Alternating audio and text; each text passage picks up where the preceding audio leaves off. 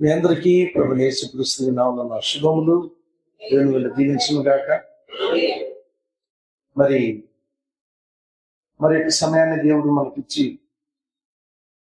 ఇక్కడ మనం కూడుకునే కృప దేవుడు మనకు అనుగ్రహించారు. ఆయన పరిశుద్ధ నామానికి స్తుతులు స్తోత్రాలు. మొదటి కూడిక ఇది కాబట్టి ఈ యొక్క మొదటి కూడికలో దీన్ని ఏమంటామంటే మరి పునాది వేసేటప్పుడు స్టెప్ బై స్టెప్ గా వేసుకుంటూ వస్తారు. ఆ విధంగా ఈరోజు ఒక భాగాన్ని మనం కడదాం. ప్రభు చిత్తమైతే రేపు ఉదయం, తర్వాత రేపు సాయంకాలం, మళ్ళీ ఎల్లుండి ఉదయం మేము బయలుదేరాలి. ప్రార్థించండి. రాత్రి సమయంలో రేపు కూడికల కోసం నేను ప్రార్థన చేయాలి. మీరు నాకు చేసే సహాయం అది. ప్రభా మా హృదయంతో మాట్లాడింది అని. సరే, చాలా ప్రాముఖ్యమైన ఒక సమయంలోకి మనం వచ్చున్నాం.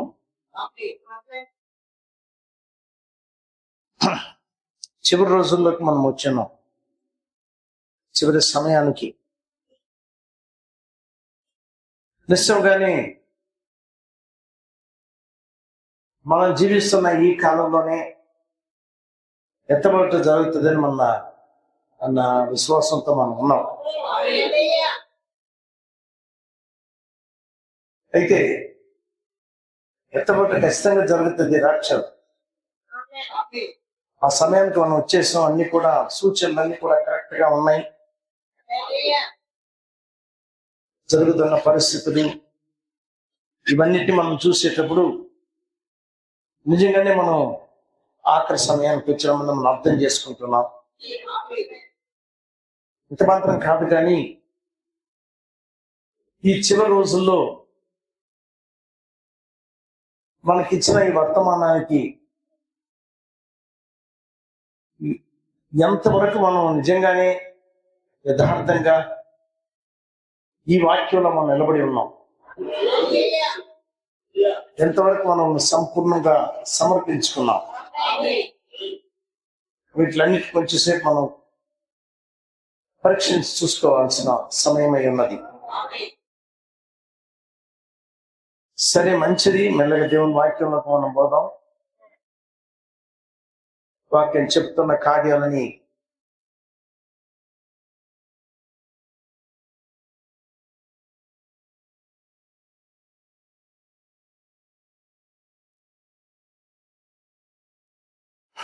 మత్తయి రాసిన సువార్త ఇప్పుడు లేచిన పడలేదు. మెల్లగా వాక్యం చదివేటప్పుడు ఏం చేయాలి? మొట్టమొదటిసారిగా లేచి నిలబడాలి. మనకి ప్రవక్త మనకి నేర్పించిన క్రమం అది. 5వ అధ్యాయము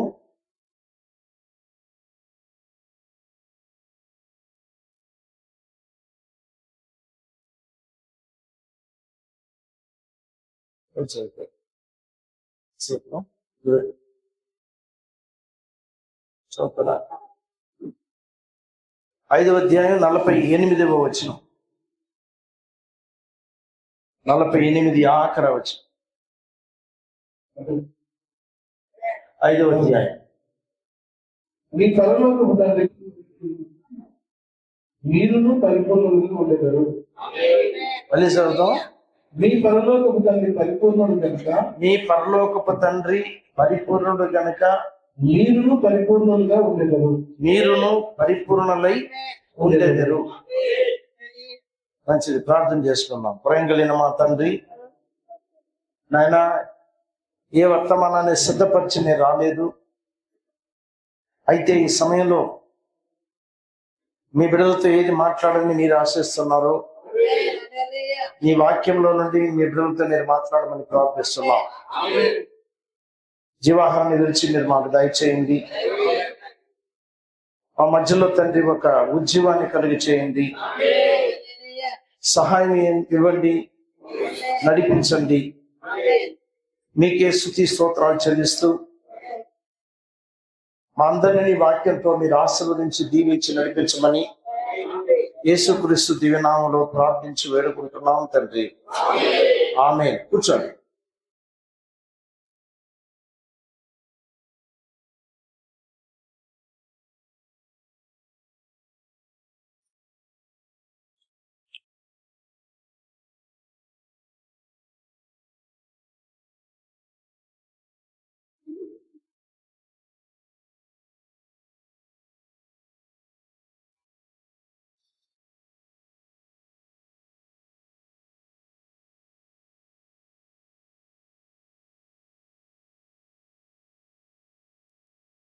ప్రియులారా,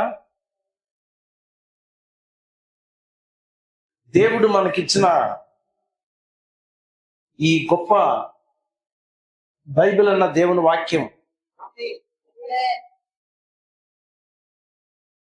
ఆయన చేయబోవు సకల కార్యములన్నీ కూడా తన ప్రణాళిక, ఆయన చిత్తము, ఆయన ఏం చేయబోతున్నాడు, ఇదంతా కూడా ఈ బైబిల్ గ్రంథంలో దేవుడు రాసిపెట్టాడు. ఈ గ్రంథంలో ఆయన రాసేదానికి మునిపే ఇదంతా కూడా మొట్టమొదట ఆయన ఆలోచనలో ఉంది. ఆయన ఏమేమి చేయబోతున్నాడు అదంతా కూడా ఆయన మనసులో, ఆయన ఆలోచనలో ఆయన కలిగి ఉన్నాడు. ఆయన తన మనసులో కలిగిన ఈ కార్యాలనే ఆయన మైండ్లోనే ఉన్నంత వరకు అది రహస్యంగానే ఉంటది. ఎప్పుడైతే పలికినాడో, మాట్లాడినాడో అప్పుడు అది బయలుపడింది. అదే వాక్య రూపయింది. కొన్నిసార్లు కొంత ఏమంటారంటే, ఏమయ్యా మేము ఒకటి అడిగినాము, ఆయన ఏం మాట్లాడినంటున్నాడు, ఉన్నాడు ఆయన అని ఆయనకి స్నేహంగా ఉండే ఒక ఆయన్ని పంపిస్తాడు. నువ్వన్నా అడిగా ఆయన్ని, ఏం చెప్తున్నాడు ఈ విషయంలో అని. ఆయన స్నేహితులు వచ్చి కొంచెం మాట్లాడి ఆయన అడుగుతాడు, ఏమయ్యా వాళ్ళు అడిగినారంట కదా, ఏమనుకుంటున్నావు నువ్వని. ఎవరితో మాట్లాడిన ఆయన తన మైండ్ లో ఏమనుకుంటున్నాడో తన స్నేహితుడికి బయలుపరిచినాడు. ఈ స్నేహితుడు దాన్ని తీసుకుని వచ్చి ఆయన ఎవరు పంపించారో వాళ్ళ దగ్గరకు వచ్చి చెప్తాడు, అయ్యా ఇట్లా అంటున్నాడు ఆయన, ఆయన మనసులో ఇది ఉంది, ఈ విధంగా చెప్తున్నాడు, ఏదన్నా పెట్టుకోండి. సరే, ఆ విధంగానే దేవుడు కూడా తన యొక్క ప్రణాళిక అంతా కూడా తన మైండ్ లో పెట్టుకున్నాడు. ఆయన ఈ గొప్ప ప్రణాళికను, దైవ చిత్తాన్ని ఒక్కసారిగా దేవుడు బయలుపరచలేదు. కానీ అయితే ఇదంతా కూడా ప్రవక్తలకి దేవుడు బయలుపరిచాడు.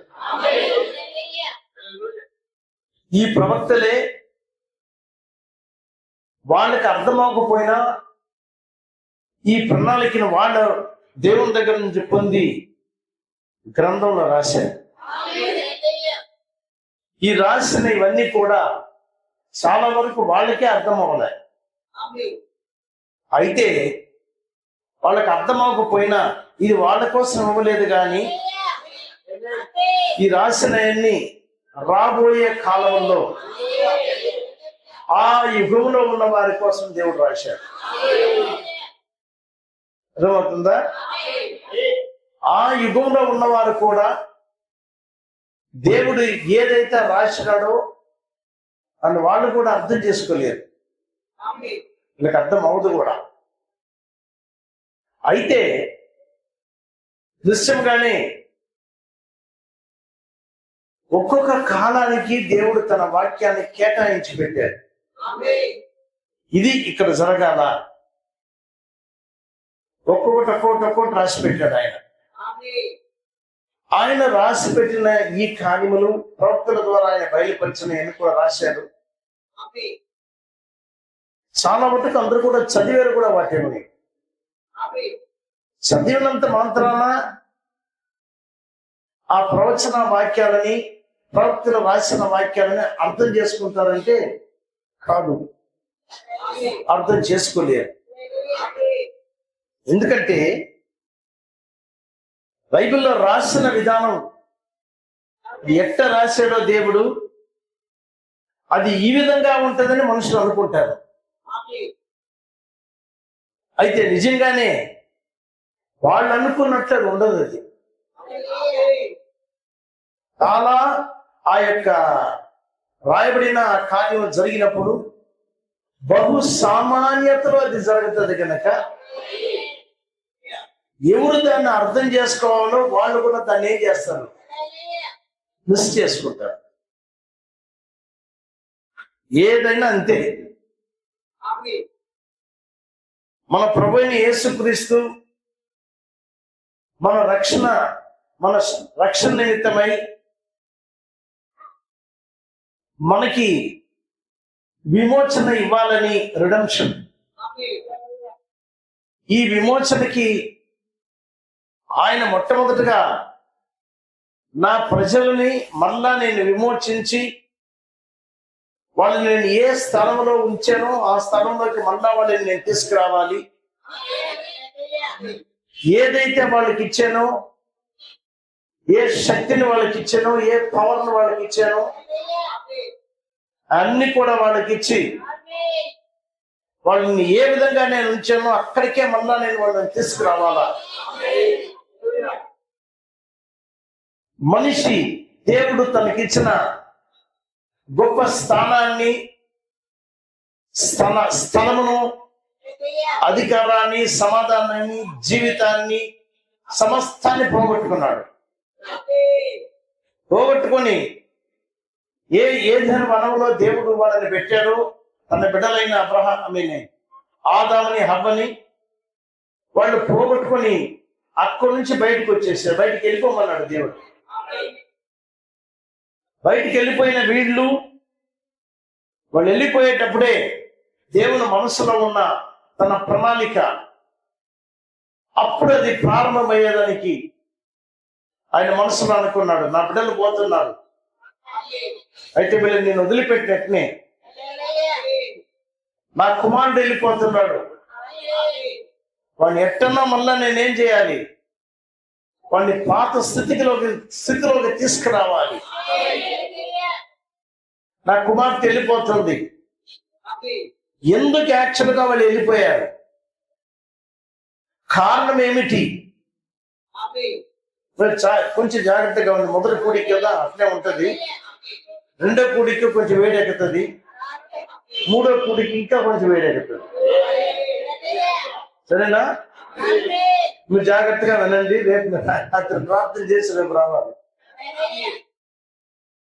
కాబట్టి ఈ ప్రణాళికలో దేవుడు దీన్నే క్రీస్తు దేవుని యొక్క మర్మాన్ని, లేకపోతే మర్మమైన దేవుని యొక్క బయలుపాటు క్రీస్తు అన్న వర్తమానంలో ఇంగ్లీష్ లో ఉంది, Christ is the mystery of God revealed. Telugu అర్థం మర్మమైన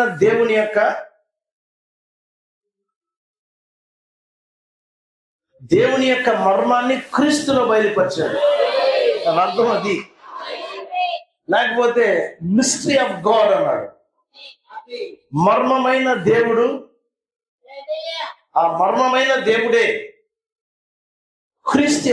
క్రీస్తులో బయలుపడ్డాడు. క్రీస్తుగానే రాకపోతే అసలు దైవత్వాన్ని ఏ మనిషి అర్థం చేసుకోలేడు. దేవుడు అసలు అర్థం అవ్వడు. కాబట్టి వర్తమానాల్లో ప్రవక్త ఏమంటున్నాడంటే, దైవత్వము మహా గొప్ప దేవుడు, ఆయన సర్వ విశ్వాన్ని నింపిన ఈ దేవుడు, ఈ గొప్ప దేవుడు మెల్లగా కిందకి దిగినాడంట. ఆయన దిగినాడన్న అర్థంలో చూడబాకండి.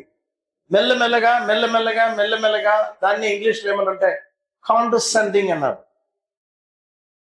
ఈ దైవత్వం అన్న ఈయన, దేవుడైన ఈయన, మహా గొప్ప వెలుగు, మహా గొప్ప ఆత్మ, విశ్వాన్నే నింపిన ఈయన మెల్లమెల్లగా ఆయన చేయబోతున్న మానవుడున్న చిన్న ఒక నలుసు వంటి మనిషికి అర్థమైందా? ఇటీవల నేను ఒకసారి ఒక మనిషి దీన్ని చేశాడు. ఆ యొక్క మనం అర్థం చేసుకోవాలని, విశ్వాన్ని గురించి, ఇంత పెద్దది విశ్వం అని అక్కడి నుంచి తీసుకుంటా వచ్చినాడు. కిందకి వచ్చినాడు. ఆఖరికి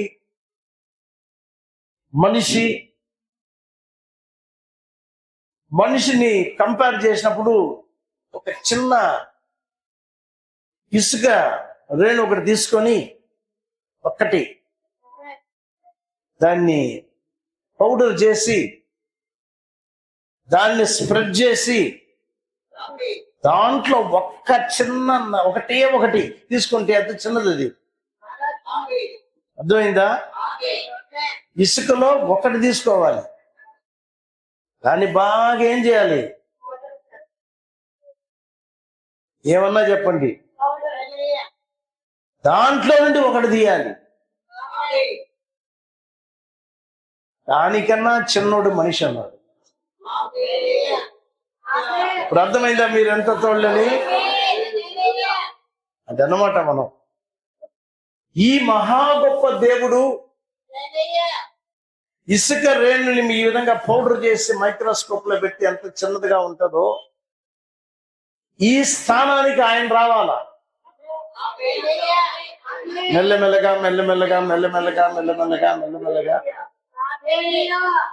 ఈ మైక్రోస్కోపిక్ డస్ట్ అంటారు. మైక్రోస్కోప్ లో పెట్టి చూస్తే ఆ ధూళి ఎంత చిన్నదిగా ఉంటుందో అక్కడికి రావాలి ఈ మహా గొప్ప దేవుడు. ఎందుకోసం అక్కడికి రావాలి? కారణం ఏంటి? ఈ మహా గొప్ప దేవుడు ఆయన ఉన్న ప్రకారమే తను ఆయన బయలుపరిచినాడంటే ఎవరికి అర్థం అవ్వదు. మనం అర్థం చేసుకోలేం. కొన్నిసార్లు ఇది అనుకుంటే చాలా ఆశ్చర్యం వేస్తుంది. ఈ దేవుడు తాను మనిషిని చేసిన తర్వాత ఆదాముని ఎప్పుడైతే చక్కని ఏదైనా వనంలో ప్రభు చేసి ఆదాముని పెట్టిన తర్వాత ఆదాముని గురించి దేవుడు ఏమనుకున్నాడంటే, నా రూపము, నా పోలిక, అర్థమైందా? నా పోలికలో నేను చేశాను, నా ఇమేజ్ లో చేశాను నేను. కాబట్టి నా పోలికలో చేసిన ఈ మనిషి ఏ జంతువు ఇట్ట లేడు, మానవుడు మాత్రమే దేవుడు తన స్వరూపమందు వాడిని చేశాడు. దేవుని స్వరూపంలో చేశాడంట. ఈ దేవుని స్వరూపంలో చేయబడిన ఈ మనిషి, దీన్నే ప్రవక్త గారు ఏమంటున్నాడంటే, ఈ భూమి పైన వాడిని దేవుడుగా పెట్టాడు ఆయన. ఆదాము భూమి పైన ఏమై ఉన్నాడు? దేవుడై ఉన్నాడు. దేవునికి ఏ విధమైన శక్తి ఉందో ఆ శక్తిలో చాలా వరకు వాడిని పెట్టాడు. ఆదాము మాట్లాడితే ఏదన్నా జరుగుతుంది. అట్లాంటి విశ్వాసాన్ని కూడా ఆదాము కూర్చాడు. ఆదాముకి జీవాన్ని ఇచ్చాడు. ఆదాముకి దేవుని పోలికిచ్చాడు. ఆదాముకి శక్తిని ఇచ్చినాడు. ఆదాం అంటే ప్రతి జీవి కూడా భయపడేది, భయపడతాయి అవి. ఇప్పటికీ మనుషుని చూస్తే మృగములకు భయమే. నిజమా? మీకు తెలుసా? ఇప్పటికి కూడా భయమే. ఏనుగు కూడా భయపడుతుంది మనుషుని చూస్తే. నువ్వు భయపడితే నిన్ను కొడుతుంది అది. నువ్వు కానీ భయపడకుండా నిలబడ్డావంటే ఏనుగు కూడా వెళ్ళిపోద్ది వెనక్కి. ఎందుకో ఆ భయాన్ని పెట్టాడు దేవుడు. అయితే దేవుడు ఇచ్చిన సమస్తాన్ని మనిషి ఒక్క కార్యాన్ని చేసిన దాని వల్ల పోగొట్టుకున్నాడు. ఆ శక్తి పోయింది, పరిపాలన పోయింది, దేవుడిచ్చిన సమస్తాన్ని పోగొట్టుకొని ఏమీ లేనివాడిగా నిలబడ్డాడు. ఎప్పుడు ఆ విధంగా నిలబడ్డాడంటే దేవుని యొక్క వాక్యానికి అవిధేయత చూపించినప్పుడు మాత్రమే. అది బైబిల్లో ప్రారంభము. ఆ ప్రారంభ దశలో జరిగిన పాపము. ఎప్పుడు దేవుడు వాక్యాన్ని ఇచ్చి ఈ ప్రకారంగా జీవించు, దీన్ని తిను, దీన్ని తినబాకన్నాడు. అదే బైబిల్. అయితే మనిషి దేవుడిచ్చిన వాక్య ప్రకారంగా నిలవకుండా, చేయకుండా, జీవించకుండా ఎవరో ఒక ప్రసంగుడు వచ్చి చెప్పిన దానివల్ల ఈ స్త్రీ హవ్వ దాన్ని నమ్మి వాక్యాన్ని తిరస్కరించి దేవుని యొక్క వాక్యాన్ని వదిలిపెట్టి దెయ్యాబోధ నమ్మింది. సర్పం యొక్క బోధను ఎప్పుడైతే నమ్మిందో, సర్పం యొక్క బోధ అబద్ధమే. వాడు అబద్ధానికి జనకుడు. అబద్ధాన్ని ఎప్పుడు నమ్మిందో వెంటనే జరగకూడిన కార్యం జరిగింది. ఎప్పుడైతే జరిగిందో మీకంతా తెలిసేది బాగానే, హవ్వ యొక్క గర్భంలో సర్ప సంతానం దూరింది. అర్థమైందా? సర్ప సంతానం ఆమె గర్భంలో ఎదిగింది. అప్పుడు దేవుడు ఏదైతే దేవుడు చేయొద్దన్నాడో దాన్ని వాళ్ళ భర్తను కూడా చేయించింది.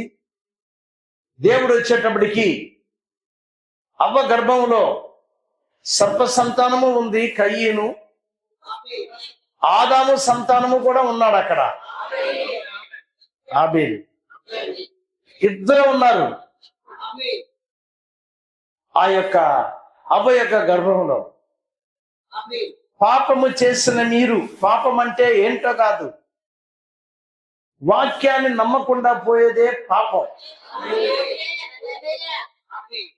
పాపం అంటే వేరే ఏదో పాపం అనుకోబాకండి.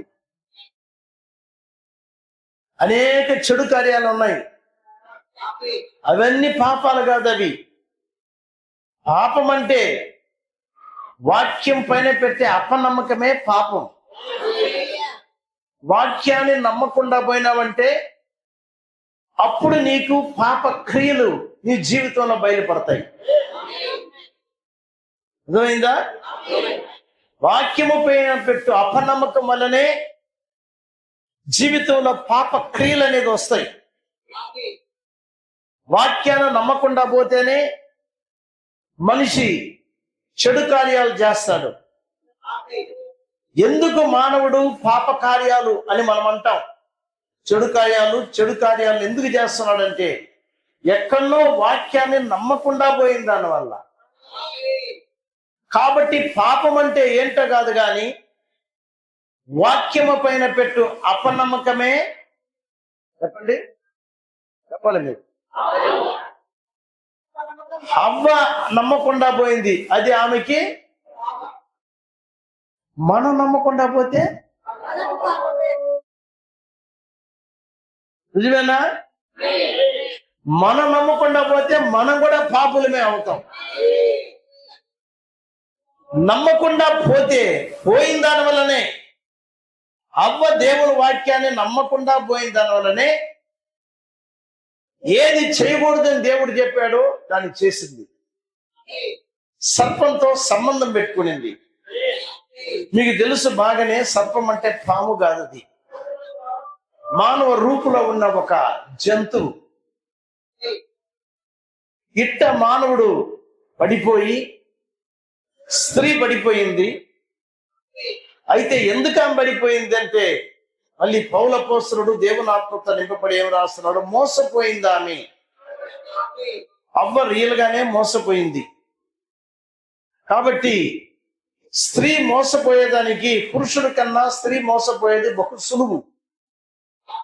కాబట్టే చాలా జాగ్రత్తగా ఉండాలి స్త్రీలు. ఇంకొకటి, దేవుడు స్త్రీకి అండగా ఇచ్చిన ఆయన తన భార్యను కాపాడాల్సిన ఒక మహా గొప్ప స్థానములో ఉన్నాడు పురుషుడు. ఈ పురుషుడు లేని సమయంలోనే అపవాది అవ్వ దగ్గరకు వచ్చింది. ఎప్పుడు కూడా మీరు కూడా చూశారంటే దెయ్యాబోధలు ఎప్పుడు వస్తాయంటే ఆత్మీయ పురుషుడైన పాస్టర్ గారు లేనప్పుడే తీసుకొని వస్తారు దెయ్యాబోధలు.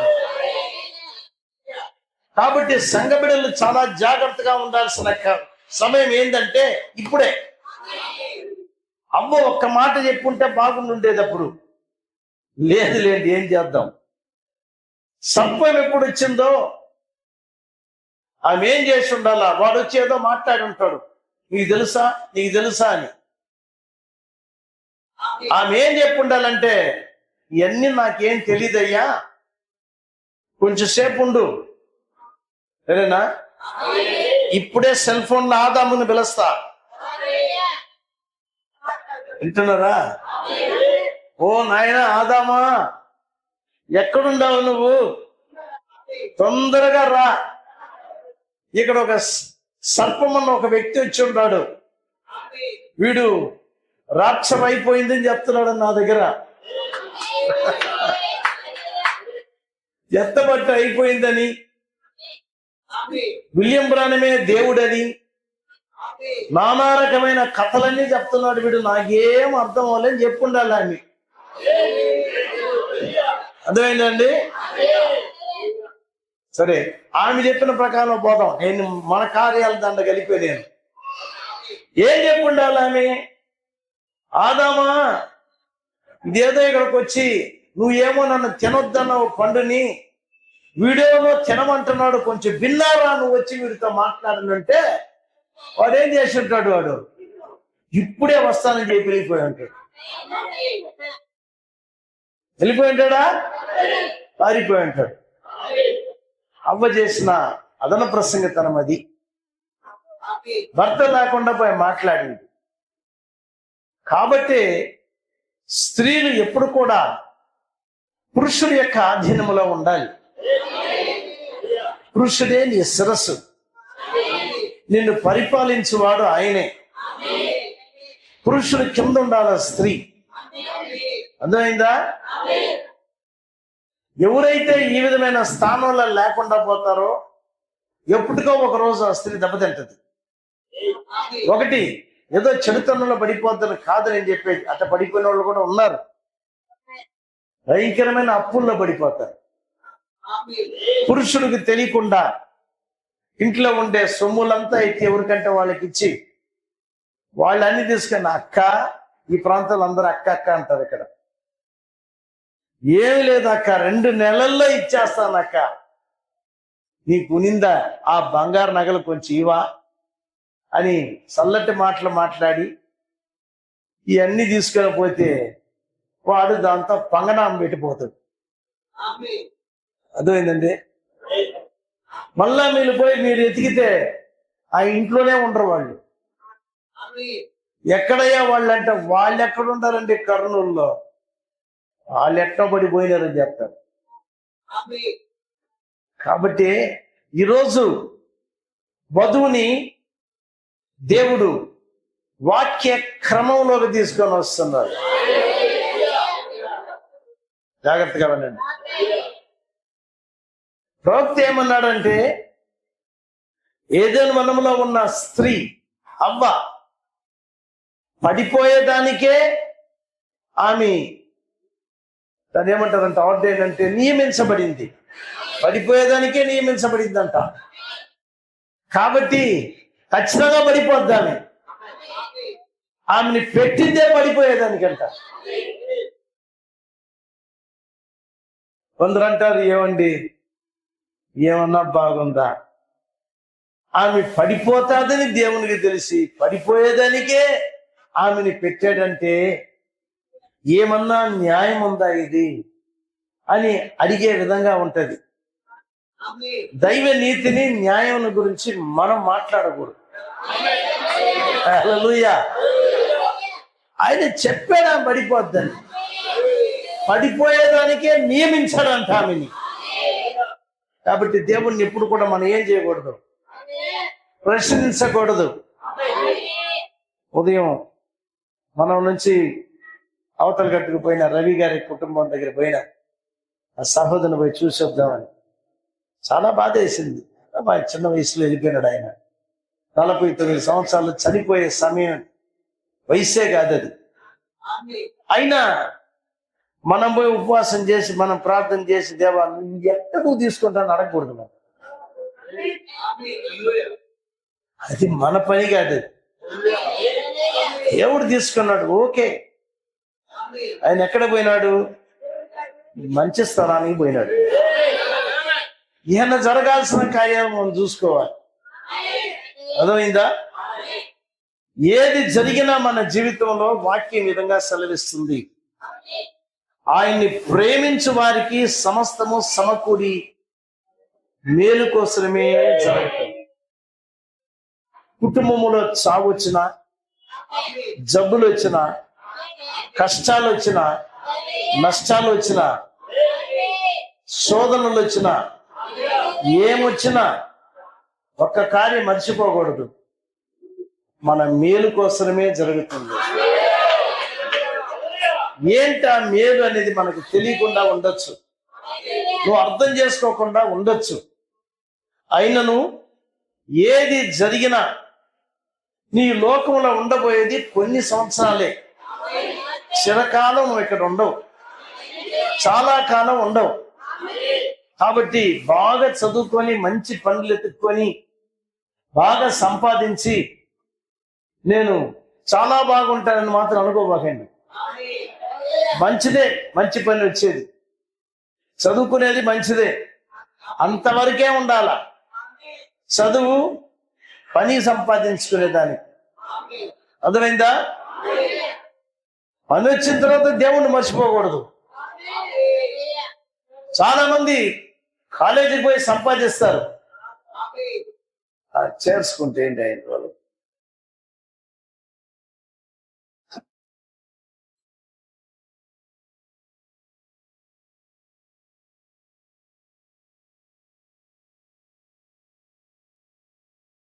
కాబట్టి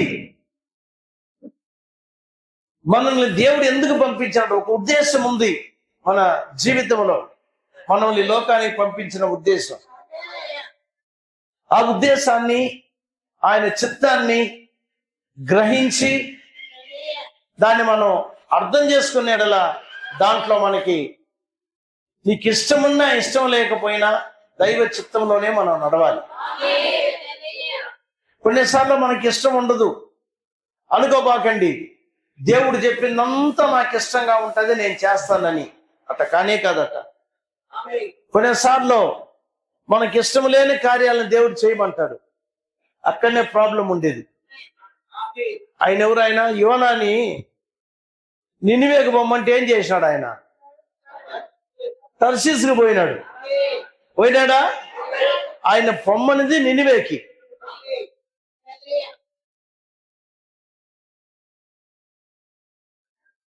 అయితే నినివేకి పొమ్మంటే ఎప్పుడైతే తర్షీసుకు పోయినాడో ప్రాబ్లం స్టార్ట్ అయినాయి.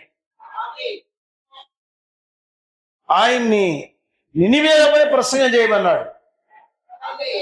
ఆ ప్రకారమే మనం కూడా ఈ లోకంలో వచ్చినప్పుడు నువ్వు నడవాల్సిన, నువ్వు జీవించాల్సిన విధానాన్ని నీకు బోధించడానికే చివరి కాలపు వర్తమానాన్ని దేవుడు ఇచ్చింది. ఈ చివరి కాలపు వర్తమానాన్ని నువ్వు తిరస్కరించి నీ ఇష్ట ప్రకారంగా జీవించినావంటే నీ లైఫ్ లో నీకు సమాధానం ఉండదు. నువ్వు అనుకోవచ్చు నేను దేవుని చిత్తంలో ఉండాలని, బట్ టోటల్ ఫెయిలియర్, అంతా కూడా ఫెయిల్ అయిపోద్ది. కాబట్టి యథాతథంగా మనం జీవించేదానికి కాదు ఈ వర్తమానాన్ని దేవుడు మనకిచ్చింది. మెల్లగా వద్దాం, సరేనా? ఈ వర్తమానాన్ని దేవుడు ఎందుకు మనకి ఇచ్చినాడు?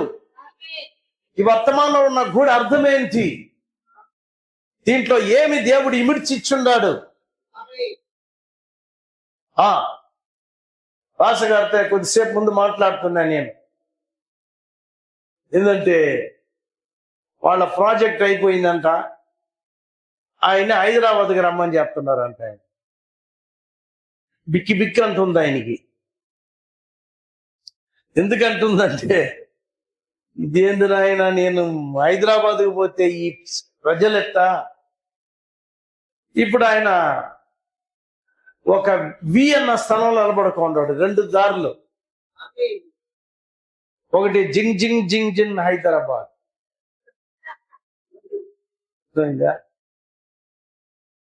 ఇంకొకటి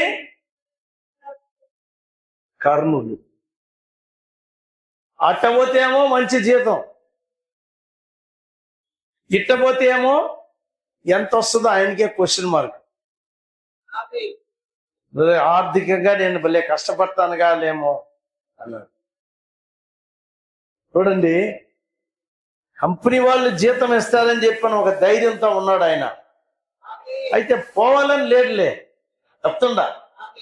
పోతే మరి ఎన్ని వేలు ఇస్తారో ఎట్టిస్తారో మనకు తెలీదు. ధైర్యంగా వాళ్ళు వచ్చే 2 నెలల్లోనే ఇస్తారనుకుందాం. బాబు, నువ్వు చాలా మంచోడివి, నీకు హైదరాబాద్లో మేనేజర్ పోస్ట్ వెళ్ళిపో అంటున్నారు, జీతం నీకు ₹1,00,000 పోని. పాస్టర్ గారు యోచన చేయాలి. ఇప్పుడు ఒక కంపెనీ ఇంత జీతం ఇస్తున్నదంటే నమ్మేదానికి సిద్ధంగా ఉందాం. విశ్వం అన్న కంపెనీకి ఓనర్ ఆయన. ఏమండి, విశ్వానికే ఓనర్ ఎవరంటే ఆయన. హల్లెలూయా. ఆయన ఏమంటున్నాడంటే, డాక్యుమెంట్ లో రాసి పెట్టాడు ఆయన. ఇది ఆయన డాక్యుమెంట్. ఇది ఏది? బైబిల్. ఆయన ఏం రాశాడంటే, దేవుడు చెప్పడం, నా పని చేయి నువ్వు, నా పని కోసము ఆ పనిగా వదిలేశానంటే అది జీతం ఎంతనో 100 రెట్లు ఇస్తాను నీకు అంటున్నాడు. హల్లెలూయా. ఇక్కడ నమ్మాలా మనం? అది విశ్వముకే CEO ఆయన, విశ్వం అన్న కంపెనీకి ఓనర్ ఆయన. ఇంత మహా గొప్ప దేవుడు ఆయన డాక్యుమెంట్ లో రాసి పెట్టాడు. నువ్వు ఏదన్నా వదులుకో నా కోసము, నా పని నిమిత్తము, నా నామం నిమిత్తము. దీంట్లో రాసి పెట్టాడు, 100 రెట్లు ఇస్తాను నీకు. హల్లెలూయా. కూర్చోండి,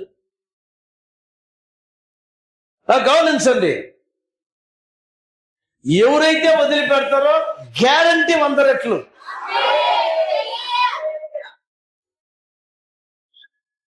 ఆయన జీతాన్ని వదులుకున్నాడా, వెంటనే మరుసటి రోజు ఇవ్వడు దేవుడు. అట్టివ్వడు. గమ్మును కనిపెట్టుకొని ఉండండి అంతే.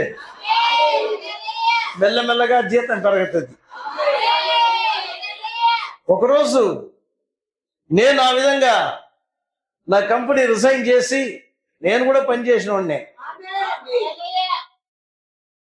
నా కింద పనిచేసి 5 సూపర్వైజర్లు ఉన్నారు నా కింద. ఏం సార్ రిజైన్ చేసేసినామన్నారు.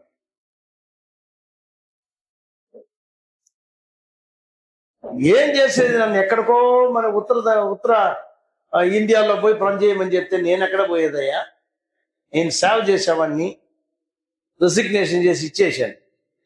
నేను రాను. నేనండి, ఏం రిజైన్ చేసినామన్నారు. నేను పోను సార్ అన్న. 3 నెలలన్నా చేయవయ్యా అక్కడికి పోయి అన్నారు. కొత్త కంపెనీ వీళ్ళదే. 3 రోజులు కూడా పోనని చెప్పిన. 3 నెలలు వదిలిపెట్టు, 3 రోజులు కూడా పోను నేను. అట్ట కాదులే, వారం తాళిరా అన్నారు. వస్తానని చెప్పిన. ఇంటికి పోయినాను, 1 వారం అయింది. కంపెనీకి పోతా వస్తానే ఉన్నాను. పేపర్ ఒకటి తీశాను, ఒక పని రాశాను అని చెప్పి, I'm resigning my post for personal reasons అని రాశాను. నా పోస్ట్ నేను రిజైన్ చేస్తున్నాను. మీరు నాకు ఇచ్చిన ఈ సంవత్సరం వరకు నాకు పనిచేసేదానికి మీరు ఇచ్చిన అవకాశాన్ని బట్టి మీకు thank you very much. The personal reasons I'm resigning my job అని చెప్పేసి కింద సైన్ చేసి జోబులో పెట్టుకొని పోయినా. అన్నాడు ఏం ఐజక్ గారు ఏం చేస్తున్నారు, నిర్ణయం చేస్తున్నారు, ఇదిగో రెసిగ్నేషన్ ఇస్తున్నాను. అదిరిపోయినాడు ఆయన. రిజైన్ చేసినావా? ఇహ మీద నేను పని చేయండి సార్, నేను పోతాను పోండి. ఒక చెట్టు దగ్గర వచ్చి కూర్చున్నాను. ఇప్పటికి కూడా ఉంది ఆ చెట్టు. ఈ పక్క ఆ పక్క భిక్షగాళ్ళు పండుకుంటారు కింద. నిజంగా జరిగిన కథది. వాళ్ళ పక్కన పోయి కూర్చున్నా. కూర్చొని ప్రభువా, ఈ పక్క ఒకడు పని లేనోడు పనుకోన్నాడు, ఈ పక్క ఒక భిక్షగాడు పనుకోన్నాడు. వాళ్ళిద్దరూ నాకు స్థలం దొరికింది. నేను కూర్చున్నా. కూర్చొని ఇహ మీదట నేను ఏ కంపెనీకి పోను, నీ పనే చేస్తా, నువ్వు నాకు జీతం ఇవ్వాలి అని చెప్పి వాళ్ళ మధ్యలో కొంచెం ప్రార్థన చేసుకొని, కొంచెం భారంగానే దుఃఖంగానే ఉండదు మనసులో. పని పోయింది. వాళ్ళ నేనే రిజైన్ చేసేసి ఆయన ఇంటికి పోయిన మా అమ్మతో చెప్పాను, అమ్మా పని రిజైన్ చేశాను. మా అమ్మగారు పోతే పోయింది పోనీ అయ్యాను. తర్వాత నా భార్యతో చెప్పాను, పని రిజైన్ చేసేసాను పాని.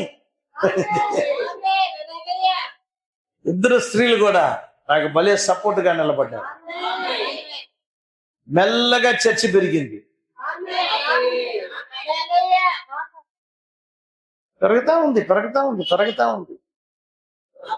ప్రభువా, నిజంగానే నువ్వు మమ్మల్ని దీవించిన.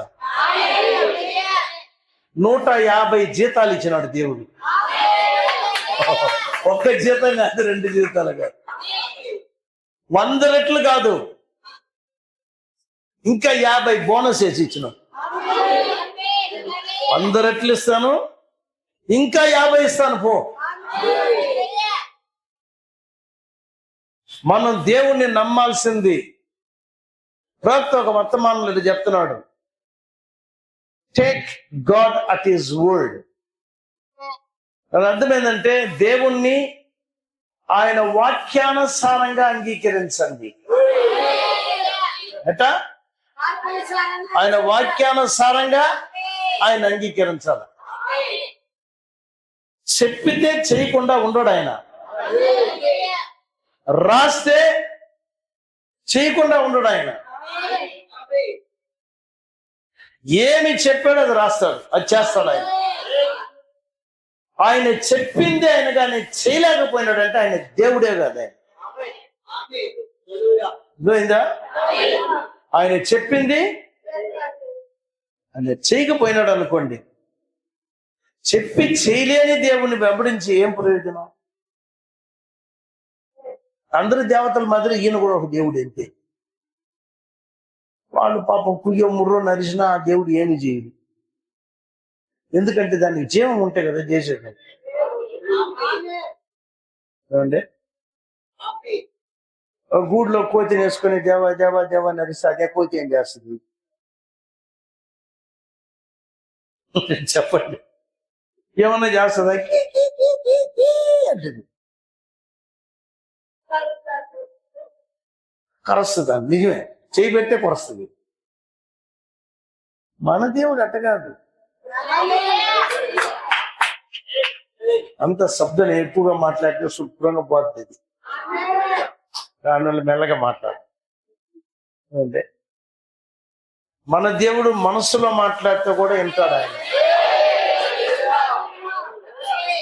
వాళ్ళ దేవుడు పాపం చెవులు పోయినాయి కాబట్టి పెద్ద పెద్ద హార్న్ పెట్టి అరుస్తున్నాడు, బాకాలు పెట్టి. మన దేవుడు మన హృదయంలో మాట్లాడితేనే వింటాడు. హృదయంలో ప్రార్థన చేయండి, వింటాడా? వింటాడు. కాబట్టి ఏమి జరిగినా ఏది జరిగినా వెంటనే నీ హృదయం నుంచి నువ్వు ప్రార్థన చేసి నేర్చుకోవాలి. చాలా ఇన్సిడెంట్స్ చూసాం ఈ విధంగా. మా స్నేహితుడు ఒక ఆయన కింద పడిపోతే మోటార్ సైకిల్ నుంచి కింద పడిపోయినాడు. అబ్బా చచ్చిపోయినాడు అనుకున్నాడంట. బస్సు ఆయన పక్కన తల పక్కలో పోయింది. దాని యొక్క టైర్ పక్కలో పోయిందని చూస్తున్నాడు. ఇంకొక ఇంచు గారి నుంచే తలకే పగిలిపోయి ఉంటుంది. పోయింది. ఏమోలేండి, అద్భుతంగా దేవుడు కాపాడుతాడు. మన సమయం అయిపోయిందంటే ఎవరైనా సరే వెళ్ళిపోవాల్సిందే మనం. కాబట్టి దేవుణ్ణి ఆయన వాక్యానుసారంగా మనం నమ్మాలా. ఇప్పుడు మెల్లమెల్లగా వధువు ఆ స్థానానికి వస్తుంది. వాక్యములో దేవుడు ఏ స్థానాన్ని దేవుడు మనకి ఇచ్చాడో ఆయన వధువుకి ఏ యొక్క ఆయన యొక్క దాని ఏమంటారంటే పోలికను పోగొట్టుకునిందో మళ్ళా ఆ యొక్క పోలికను సంపాదించుకునే దానికి వస్తా ఉంది. అందునిమిత్తమే ఈ యొక్క చివరి రోజుల్లో, ఈ ఆఖరి రోజుల్లో దేవుడు మనల్ని ఆఖరి ఆ రోజుల్లో పోగొట్టుకున్న కార్యానికి మనల్ని తిప్పేదానికే రెస్టోరేషన్ అంటారు. ఈ వర్తమానాన్ని మనకిచ్చింది. ఈ వర్తమానాన్ని మనం ఎట్ట నమ్మాలా, ఏ విధంగా మనం నమ్మాలా, ఏ విధంగా విశ్వసించాలా. ఎవరికి మీరు భయపడాల్సింది ఏమీ లేదు. చెప్పింది చెప్పినట్టే నమ్మాలా. అది దేవుని దగ్గర మనం అడగాల. ప్రభువా, నా అపనమ్మకాన్ని నాలోంచి తీసివేయి. ప్రభువా, నాలో ఉన్న అపనమ్మకాన్ని తీసివేయండి, అవిశ్వాసాన్ని తీసివేయండి. నిజమైన పరిశుద్ధాత్మ అభిషేకాన్ని నాకు దయచేయండి. నీ వాక్యానుసారంగా నేను నమ్ముటకు సహాయం దయచేయండి. ఖచ్చితంగా దేవుడు ఇస్తాడు. వింటున్నారా?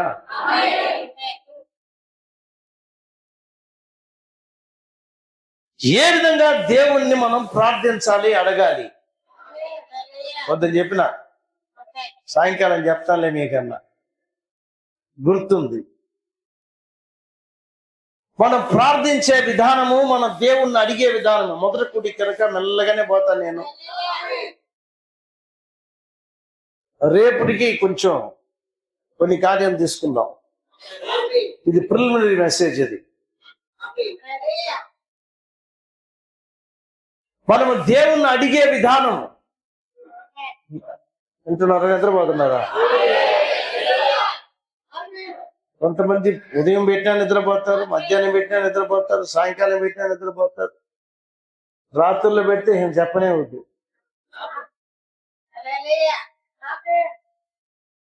వింటున్నారా? జాగ్రత్తగా వినండి, మెల్లగా వినాలి.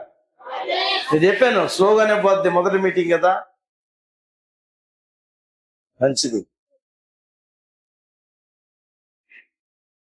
ఏలియా ప్రవక్తని ఎలీషా వెంబడిస్తా ఉంటాడు. బైబిల్లో ఉన్న కథ ఇది, కథ కాదు, ఇది నిజమైన చరిత్ర. ప్రవక్త వెనకనే వస్తుంటే ఒకరోజు ఎలియా అడిగినాడు. ఎలియా వెళ్ళిపోతున్నాడు, అది తెలిసింది వెళ్ళిపోతున్నామని. ఎలీషా, నా వెనకనే వస్తున్నావు, 2-3 సార్లు చెప్పాను రాబాక, ఇక్కడే ఉండు, ఇక్కడే ఉండని. అతను అన్నాడు, నో, నువ్వు ఎక్కడికి పోయినా నీతోనే వస్తాను నేను అన్నాడు. సరే రా అన్నాడు. సరే రా. అక్కడ పోయినాడు, ఇక్కడ పోయినాడు, ఇక్కడ అన్ని దగ్గర చెప్తున్నాడు, నిల్లు ఇక్కడంటే. నేను నీతోనే వస్తాను. అట్టుండాలి వర్తమానంలో మనం కూడా. ఏదో ఇంతవరకు చేసినట్టు కాదు కాదు, కంప్లీట్ గా ఫాలో అవ్వాలి. ఆ విధంగా పోతూ పోతూ ఒక దగ్గరకు వచ్చేటప్పటికి ఎలియా చూశాడు. ఎలీషా, అయ్యా చెప్పండి అయ్యా, ఏం కావాలి నీకన్నాడు. టైం ఇప్పుడు వచ్చింది, నీకేం కావాలని అడిగే టైం. ఆయన నువ్వు చేసినట్టే నేను సేవ చేయాలని చెప్పలే. ఇన్నర వాక్యం చూసారా? మీరు చేసినట్టు నేను చేయాలని చెప్పలే. నీ పైన ఉన్న అభిషేకం రెండంతలు కావాలి నాకన్నాడు. డబుల్ పోర్షన్ అడిగినాడు. అట్ట ప్రార్థన చేయాలని చెప్తున్నాడు ప్రవక్త.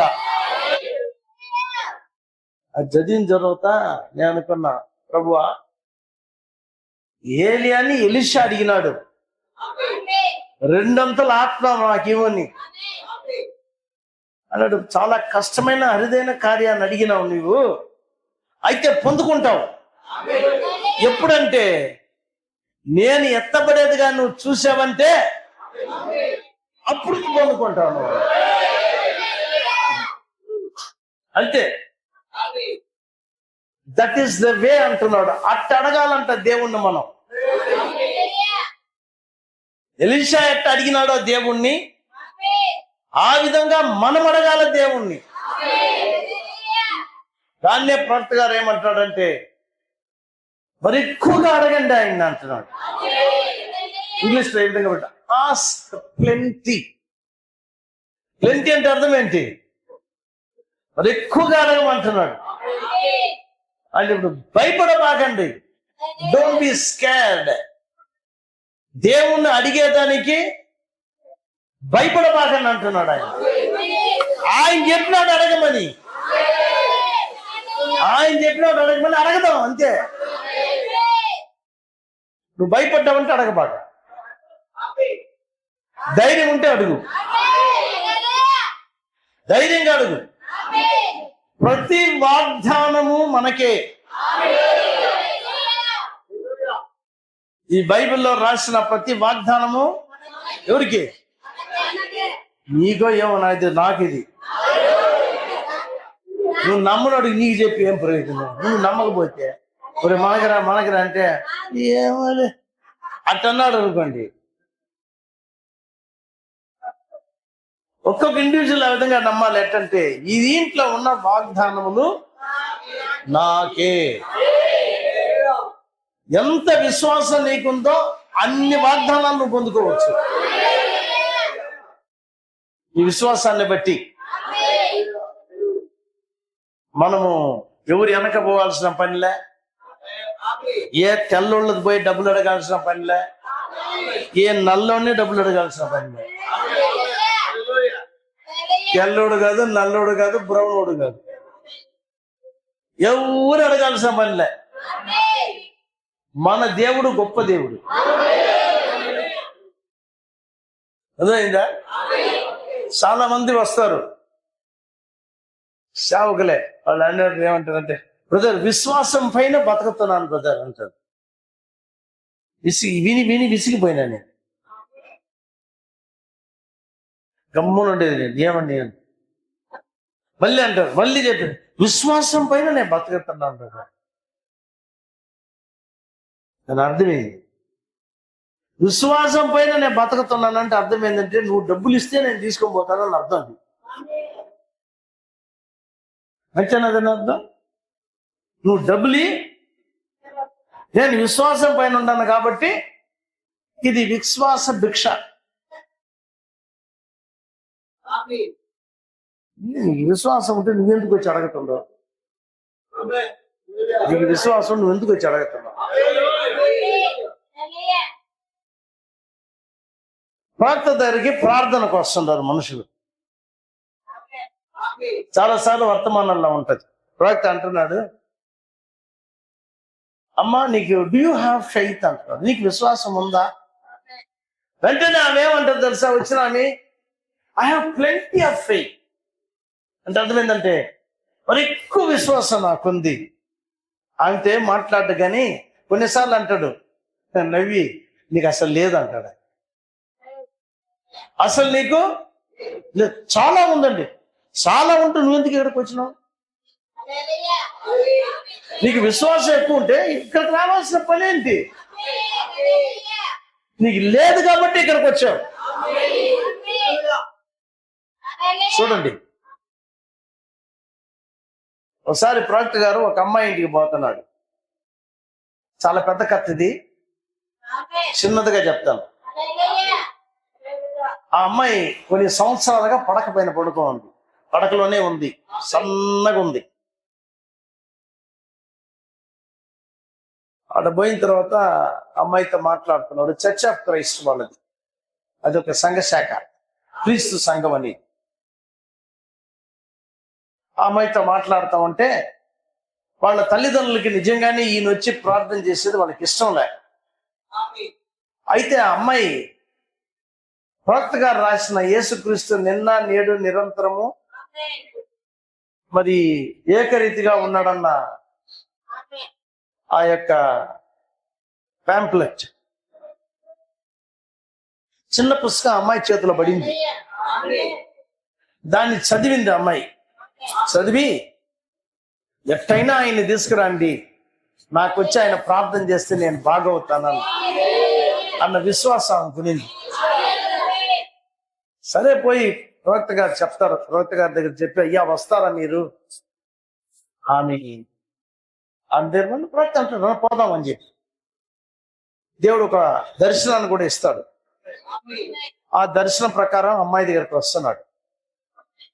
వచ్చి అమ్మాయితో మాట్లాడుతూ ఉంటే తల్లిదండ్రులు ఇద్దరు మెల్లగా ఆ తెట్ట వెళ్ళిపోతారు. ఈయన ప్రార్థన చేసేది వాళ్ళకి ఇష్టం లే. అయితే ఆమెతో మాట్లాడతా మెల్లగా మాట్లాడతా అన్నాడు, అమ్మా నీకు నేను ప్రార్థన చేస్తాను, నువ్వు చాలా భయంకరమైన పరిస్థితిలో ఉన్నావు. వేరే వాళ్ళైతే ఇప్పుడు నేను చెప్పే కార్యాలు చెప్పను, నీ పరిస్థితి బాగలేదు కాబట్టి ఈ కార్యాలు నేను నీకు చెప్పాల్సి ఉంది అని ఆమెకి సహాయం దయచేస్తూ సహాయం ఇస్తున్నాడు. హఠాత్ చూస్తుంది. నీకు విశ్వాసం ఉందా అని అడిగాడు. అమ్మాయి అనింది, నాకు ఎక్కువ విశ్వాసం ఉంది పాస్టర్ గారు, నాకు ఎక్కువ విశ్వాసం ఉంది. పడకలో ఉండే అమ్మాయితో అంటున్నాడు, నీకు ఎక్కువ విశ్వాసం ఉందా? ఇప్పుడు నేను చెప్తాను, నీకు అసలు విశ్వాసమే లేదన్నాడు. ఏంది అట్ట అంటున్నారు అంటుంది అమ్మాయి పడకలోనే. నీకు అసలు విశ్వాసమే లేదు, నువ్వు హీనమైన పరిస్థితుల్లో ఉన్నావు గనుకనే ఈ మాటలు నీకు చెప్పాల్సి వచ్చింది. చాలా కష్ట పరిస్థితుల్లో ఉన్నావు, లేకపోతే నీకు చెప్పను నేను దీన్ని. గమ్మునే ప్రార్థన చేసి వెళ్ళిపోతా.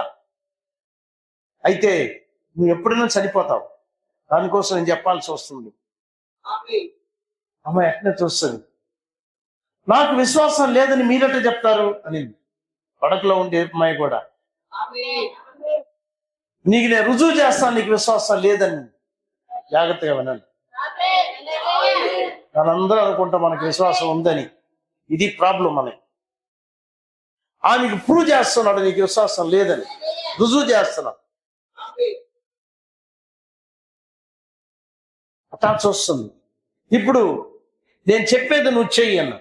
ఏం చేయాలి? అదిగో అక్కడ చిన్న బొమ్మ ఏలకాడుతుంది చూసావా? అవును, నీ విశ్వాసంతో దాన్ని ఊపమన్నారు. ఏమండి వింటున్నారా? ఇది బొమ్మ అనుకోండి, ఇది ఏలకాడుతుంది. విశ్వాసంతో ఏం చేయాలంటే దీన్ని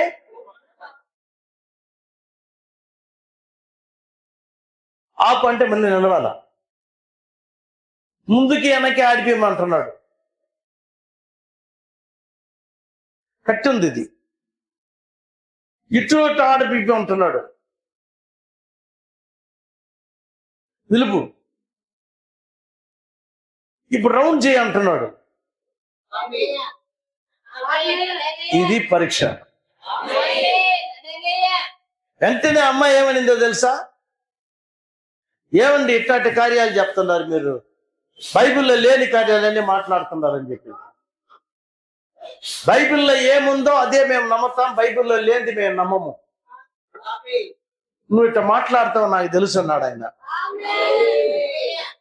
ఆయన ప్రవక్త. నేను బైబిల్లో లేనిది నీతో చెప్పలే. ఎక్కడుంది బైబిల్లో బొమ్మను ఆడిపోమని? అది ఆమె యొక్క ఆర్గ్యుమెంట్. బొమ్మను ఆడిపోమని ఎక్కడుంది బైబిల్లో? చూపింది. అరే ఇంత చిన్న బొమ్మ అండి, ఆవగిందంత విశ్వాసంతో కొండను చూసి పోయి కళ్ళగించుకొని పోయి సముద్రంలో పడితే నువ్వు చెప్పిన ప్రకారం జరుగుతుంది అని చెప్పలేదా బైబిల్? నేను కొండనా ఎత్తమంటున్నా, నేను బొమ్మను కదా ఆడిపోయమంటుండా.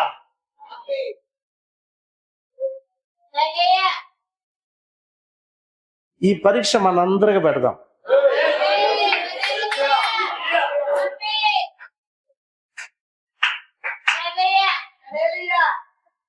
మాటలు కాదు, ప్రసంగాలు కాదు, అవి కాదు, ఇవి కాదు.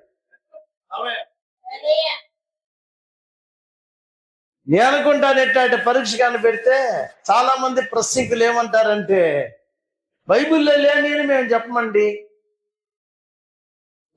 బైబిల్లో లేని అది ఏమంటున్నాం? రాత్త అన్నాడు కదా. సరే కొండ వదిలిపెట్టండి, అంజూరం చెట్టును చూసి వేళ్లతో పళ్ళకించుకొని పోయి సముద్రంలో పడి చెప్తే జరుగుతుంది చెప్పినాడా లేదా? ఏమన్నా ఆయన అబద్ధం చెప్పినాడా, నిజం చెప్పినాడా? యేసు ప్రభు నిజం చెప్పినాడా, అబద్ధం చెప్పినాడా? ఆయన నిజస్తుడా, అబద్ధికుడా? గమ్మునుంటారు. నిజమంటే నువ్వు ఎందుకు చేయలేదు అంటాడు అని భయం. నిజమే కాదండి. మరి ఏంది వధువు బ్లా బ్లా బ్లా బ్లా బ్లా అనుకోని చెప్పండి. వధువు వధువు వధువు అని ఏంది వధువు? ఎక్కడ వధువు? ఇంత చెప్పుకుంటే సరిపోద్దా? మీకే కాదు ఈ ప్రసంగం, నాకు కూడా, నాకు చేర్చి.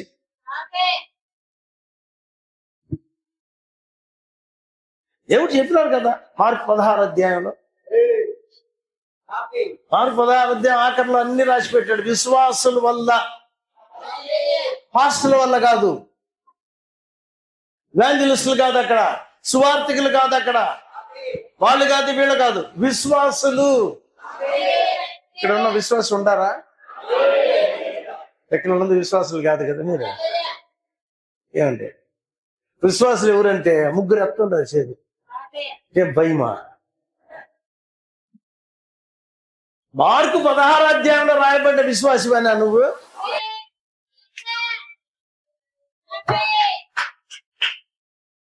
మార్కు 16 అధ్యాయంలో విశ్వాసం వల్ల అని చెప్పేశాడు దేవుడు.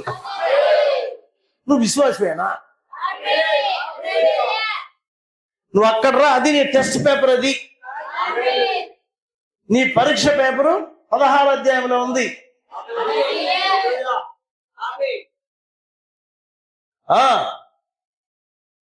బైబిల్ సత్యమైన పుస్తకం, అది మన దేవుడు సత్యవంతుడు, వాగ్దానములు సత్యమైనవి. విశ్వసించు ప్రతివాడు ప్రతి వాగ్దానాన్ని పొందవచ్చు.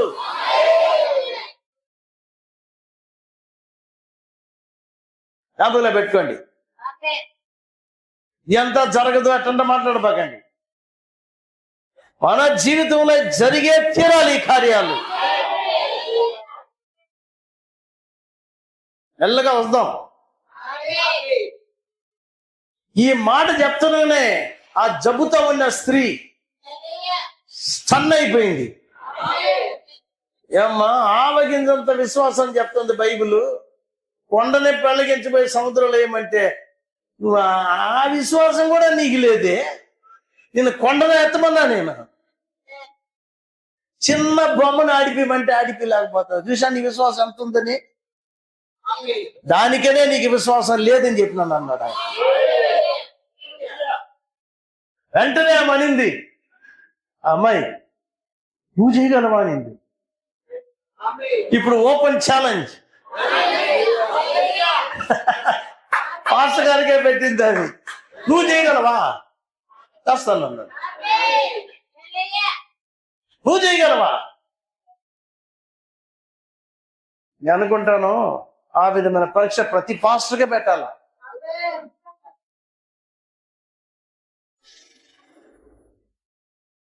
నువ్వు చేయగలవా అని అడిగింది.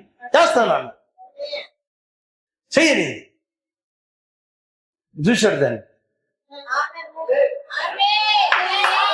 ఎలా కడతా ఉంది బొమ్మ, ఏదో సంథింగ్, అది బొమ్మే కదా, ఏదో ఒకటి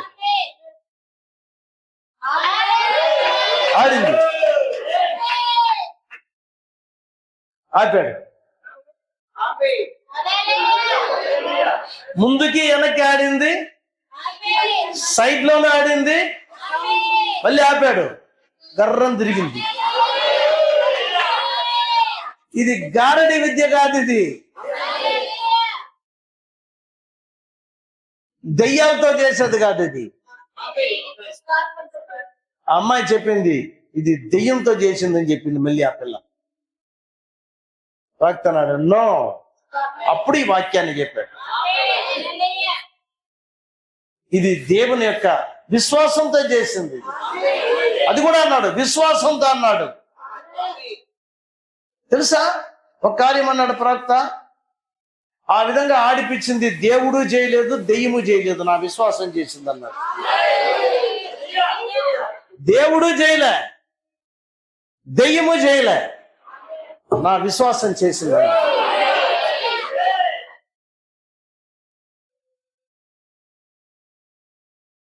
ఎన్ని ప్రాప్త చెప్పి నేర్పించి డెమో చేసి వెళ్ళిపోయినాడు.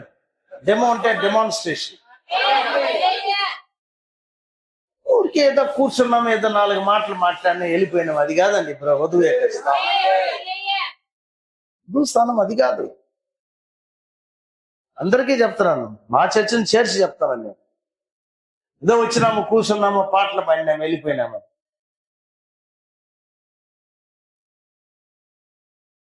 ఇజ్రాయేలుని ఒక రాజ్యంగా దేవుడు వాళ్ళకి ఒక రాజ్యంగా దేవుడు క్రియేట్ చేశాడు. గ్రూప్ గా క్రియేట్ చేశాడు. అన్య జనాంగంలో ఉన్న మనము గ్రూప్ గా కాదు ఆయన చేసేది, యాజ్ అన్ ఇండివిజువల్, వ్యక్తిగతంగా చేస్తున్నారు. అక్కడ ఒక దేశంగా చేశాడు. ఇజ్రాయేలుకి ఒక దేశంగా, దానికే 1,44,000 మందికి రక్షణ ఆఖరులు. ఒక గ్రూప్ అది. మన విషయం అంట కాదు, అక్కడొకరు, అక్కడొకరు, అక్కడొకరు, అక్కడొకరు, అక్కడొకరు, అక్కడొకరు. ఒక్కరింట్లో రక్షణ పడితే మళ్ళా ఒక వాగ్దానం కూడా ఇచ్చినాడు దేవుడు, ఆ ఇంట్లో ఉండే వాళ్ళందరినీ రక్షించుకోవచ్చు. ఒక్క రక్షణ పెడితే. నేను అనుకున్నది నిజమేనా? ఇది కొన్నిసార్లు అనిపిస్తుంది, నిజమేనా, నిజంగా జరుగుతుందా ఇది? నేను రక్షణ పెడితే నా కుటుంబీకులందరూ రక్షణ పడతారా అని సందేహమే పడబాకండి. సందేహపడబాక, సందేహం అంటే అనుమానించబాక, అనుమానమే వద్దు. నీకున్న చిన్న విశ్వాసం చాలు. నిన్ను రక్షించింది నీ విశ్వాసమేనా? నీ విశ్వాసమేనా నిన్ను రక్షించింది? నువ్వు రక్షింపడ్డావు నమ్ముతున్నావా? నీ చిన్న విశ్వాసాన్ని, నీ భర్త రక్షణ పడకపోతే వాళ్ళ పైన పెట్టండి, నా భర్త రక్షణ పడలేదు ప్రభువా, ఒకరోజు ఆ మనిషి పట్టబడతాడు. ఎందుకు తెలుసా? దేవుడు ఆయన వాక్యానుసారంగా ఎత్తుకోండి. దేవుడు అన్నాడు, ఈ ఇంటికి ఈ రోజు రక్షణ. ఇల్లు అంటే ఇల్లా? బ్రిక్ అండ్ మోటార్లో కట్టిందా? బ్రిక్ అంటే ఏంటి? రాళ్లతో కట్టిన ఆ ఇంటికి రక్షణ. ఆ ఈ రోజు ఉంటే రేపు కొట్టిపారేస్తారు దాన్ని. ఇల్లు అంటే అది కాదు, పుట్టిన బిక్కిలు. ఒక ఆయన రక్షణ పడ్డా, ఒకవేళ నీ భార్య కానీ రక్షణ పడకుండా కానీ ఉండిందంటే, రక్షణ పడని నీ భార్య కోసము నీ విశ్వాసాన్ని ఆయన పైన పెట్టాలా. ఆయన దగ్గర పోయి ఎట్టంటే మాట్లాడకూడదు. నువ్వు కానీ బాప్టిజం తీసుకోకపోతే నీకు విడాకులే అటంత మాట్లాడకూడదు. ఇట్లా మాట్లాడే వాళ్ళు కూడా ఉండరు. నువ్వు తీసుకోకపోతే అవుట్. ఏమంటే అవిశ్వాసతో విశ్వాసికి ఒత్తు లేదు కాబట్టి నువ్వు అవిశ్వాసివి, నేను విశ్వాస అయిపోయినాను, నీతో నేను జీవించలేని, నీలో దెయ్యాలు ఉన్నాయంటావు. అట్ట కాదు రక్షించేది, అట్టకాదు. నువ్వు రక్షింపలేదానికి మునుపు నీకు కూడా దెయ్యాలు ఉన్నాయి. అప్పుడు ఉన్నాయా లేదా? ఇప్పుడు ఆ దెయ్యాలని పోయినా నువ్వు రక్షింపడ్డావు. నిజంగానే నువ్వు రక్షింపడ్డావంటే నీ భార్యను కూర్చోబెట్టి నెమ్మదిగా మాట్లాడు. ఆమె వినలేదా? వదిలిపెట్టు. నీ లైఫ్ లో క్రీస్తును చూపించు, నీ జీవితంలో క్రీస్తును చూపించు. తప్పించుకునే మార్గమే లే అని. హల్లెలూయా. నాకొక సహోదరితో మాట్లాడితే చెప్పా, నువ్వు మండమ్మా, నువ్వు దగ్గర మండు, ఒక్క కట్టి అయినా పర్వాలే. ఏమంటే నువ్వు పెళ్ళి అయినావు, నీ భర్త ఒక కట్టి పచ్చి కట్టి, నువ్వు మండావంటే అది కూడా మండుతుంది. అంతేనా? నువ్వు మండు, నీ భర్త కొంతకాలానికి వాడు మండుతాడు. మీ ఇద్దరు మండండి, మీ పిల్లలు ఒక్కొక్కటిగా మండుతారు. సీక్రెట్. నీ భార్య రక్షింపడలే, నీ పిల్లలు రక్షింపడలేదంటే ప్రాబ్లం ఉంది అక్కడ. నువ్వు మండడంలే, నీలో పరిశుద్ధాత్మలే, నీలో అగ్నిలే, నీలో క్రీస్తులే. అర్థమైందా? సంపూర్ణముగా దేవునికి జీవితాన్ని సమర్పించాలి, కంప్లీట్ గా, సంపూర్ణముగా. కాబట్టి మనం చూస్తున్నాం, నువ్వు రక్షింపబడింది నిజమైతే నీ ఎంటైర్ ఫ్యామిలీ రక్షింపబడేది నిజం. ఈ కుటుంబం అంతా రక్షింపడతారు. ఇంకా ఎవరు రక్షింపడలేదో వాడు ఎక్కడన్నా ఉండేవాళ్ళు ప్రార్థన చేయండి వాళ్ళ కోసం. ప్రభువా, నా కుటుంబీకులు ఇంకా రక్షింపడలే. ఈ వర్తమానంలోకి నేను వచ్చిన కొత్తల్లో ఎవరు రక్షణ ఒక్కనే వచ్చింది. అయితే వాక్యాన్ని బహుగా నమ్మే నేను ప్రేమించిన వర్తమానాన్ని. నెక్స్ట్ మా అమ్మ వచ్చింది, మా చెల్లెలు వచ్చింది. మేము 6 సంతానం, మా అమ్మ నాన్న. ఒక్కొక్కరుగా వచ్చారు లోపలికి. 2 సంవత్సరాలు అయిన తర్వాత మా నాన్న వచ్చాడు లోపలికి. ఆయన రాలే మొదట. నేను బ్యాప్టిస్ట్ గానే వస్తానన్నాడు. నేనేం మాట్లాడలే ఆయనతో. 2 సంవత్సరాలు అయిన తర్వాత వర్తమానం అప్పుడు ఆయనకు అర్థమైంది. మేము వచ్చిన తర్వాత వర్తమానంలో తర్వాత మా చెల్లుళ్ళు, మా తమ్ముళ్ళు అందరూ ఒక్కొక్కరు అందరూ వచ్చేసారు. కుటుంబం అంతా దేవుళ్ళప్పటికి వచ్చారు. నేను చెప్పేది ఏంటంటే, ఇది ఎంతో పెద్ద ఆ కార్యాలు ఈ కథలు పెద్దగా ఉపవాసం ఉండాల్సిందే, ఎంతేం అవసరం లే. నీ విశ్వాసంతో దేవునితో నువ్వు మాట్లాడుతున్నావన్న విశ్వాసంతో, నీ ప్రార్థన అనేది దేవునితో నువ్వు మాట్లాడేది. మొట్టమొదట నన్ను శుద్ధీకరించు ప్రభువా, శుభ్రమైన జీవితాన్ని నాకి, clean hands and pure heart, శుభ్రమైన చేతులు పరిశుద్ధమైన హృదయాన్ని మీరు నాకు దయచేయండి. శుభ్రమైన చేతులు ఎప్పుడు వస్తాయి? పరిశుద్ధమైన హృదయం ఎప్పుడు వస్తుంది? వాక్యానుసారమైన జీవితం ఉన్నప్పుడే. నువ్వు ఎవరిను మోసం చేయి, ఎవరిను మోసం చేయి. అప్పుడు శుభ్రమైన చేతులు అవి. నీ హృదయం క్లీన్ గా ఉంటది. ఎందుకంటే దేవుడు వాక్య ఉతక స్నానం చేసేదాని వల్ల, వాక్యం వల్ల నిన్ను కడిగేదాని వల్ల, పరిశుద్ధాత్మ నీలో వచ్చి నివాసం చేసేదాని వల్ల. కాబట్టి ఎత్తబడేదానికి మునుపు, బిఫోర్ ద రాప్చర్, ఎట్ట విశ్వాసం మనకి తెలియలే. మనం అనుకునేది విశ్వాసం అనుకున్నాం, మనం పరిగెచ్చేదే మన బాట అనుకున్నాం, ఇదే దేవుని బాట అనుకున్నాం. అట్ట కాదు, మనకి నేర్పించిన వాళ్ళు సరిగా పరిగెత్తలే. తప్పుడుగా పరిగెత్తి మనల్ని తప్పుడు మార్గంలో పరిగెత్తి పెట్టారు. ప్రాబ్లం అది.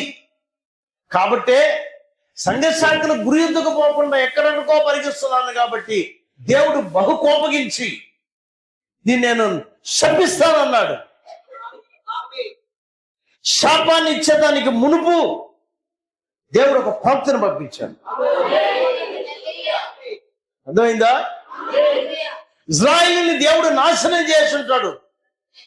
మొదటి నిర్గమంలో వాళ్ళు చేసింది తప్పితమే, రాంగే అంతా కూడా. ఆయన ఖాళీలో నిలబడ్డాడు ప్రవక్త మోషే. ఖాళీ అంటే ద గ్యాప్. వాళ్ళు ఖాళీ అని రాశారు అక్కడ. దేవునికి మానవులకి నడిమొచ్చున్న ఖాళీ స్థలంలో వింటున్నారా? దేవుని ప్రవక్త మోషే చేతులెత్తి నిలబడ్డాడు. వాళ్ళని నువ్వు చంపుతున్నావంటే మొదట నన్ను చంపు. మోషేని దాటిపోలేకపోయినాడంట దేవుడు. ఒక మానవుడైన మోషే దేవుని ఆత్మతో నింపబడిన వాడై ఖాళీలో నిలబడ్డాడు మొదటి నిర్గమంలో. దాన్నే మళ్ళా దేవుడు ప్రవక్తలు ఏమంటున్నాడు? ఖాళీలో నిలబడే ఒక వ్యక్తిని నేను చూడలేకపోయినాను అన్నాడు. ఖాళీలో నిలబడే ఒక వ్యక్తి నాకు కనపడలేదు. పాత నిబంధన. మానవులమైన మనము పాపము చేసినప్పుడు మనల్ని నాశనం చేసి ఉండాలి దేవుడు. అప్పుడు యేసు ప్రభు ఖాళీలో నిలబడ్డాడు, సిలువలో నిలబడ్డాడు. ఆయన సిలువను చూసినప్పుడు మహా గొప్ప దేవుడు సిలువను దాటి మన దగ్గరికి రాలేకపోయాడు. సిలువ కాపాడింది మన వల్ల. దీన్నే పాత నిబంధన కథలో అది ఛాయ. ఇజ్రాయేలు అనగా యాకోబు తన సహోదరుల దగ్గరికి యోసేపును పంపిస్తున్నాడు.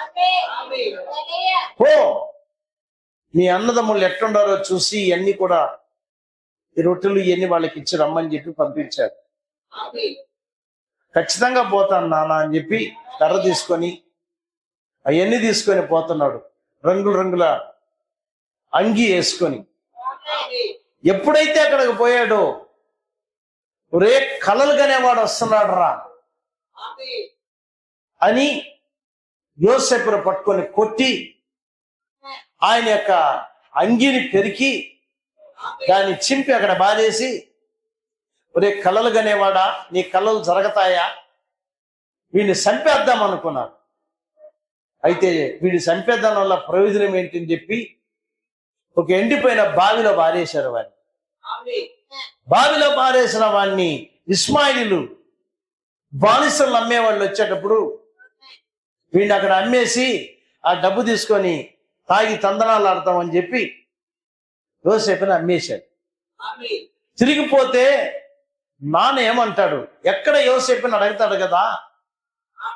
కాబట్టి ఆయన కోపానికి మనం గురి అవ్వకూడదు, మనం తప్పించుకున్న దానికి ఒక కార్యం చేద్దాం అని యోసేపు యొక్క అంగిని తీసి దాన్ని చింపి దానికి రక్తం పూసి ఆ అంగిని తీసుకొని వచ్చి వాళ్ళ నాన్న దగ్గరకు వచ్చేటప్పుడు, ఆ నాన్న ఎక్కడ నా కుమారుడు యోసేపు అన్నప్పుడు వాళ్ళు అంటున్నారు, ఇది ఎవరిదో చూడు, ఇది అక్కడ బయటపడి ఉండింది అడవిలో అని చెప్పి అంగిని అటు బయట పారేస్తున్నారు. ఆయన ముందే వస్తున్నారు. అంగిని చూసినప్పుడు అయ్యో ఇది నా కుమారుడిది, క్రూర మృగములు వాడిని తినేసినాయి, చంపేసినాయి అని చెప్పి బహు దుఃఖాక్రాంతుడై ఆ యొక్క అంగిని చూసి బహుగా ఏడ్చినాడు. అంగిని పట్టుకొని ఏడ్చినాడు యాకోబు. ఆ అంగిని చూసిన దాని వల్ల కోపం అనేది ఇతర కుమారుల పైన పోలే. వాళ్ళు దుష్టులని తెలుసు ఆయనకి, వీళ్ళే చంపినారని ఆయన అనుకుంటాడు. కాబట్టే వాళ్ళ అంగిని తీసుకొచ్చి ముందేసిన దాని వల్ల ఉగ్రత కోపము వాళ్ళ పైన పడే శాపాన్ని ఆ అంగి కాపాడింది.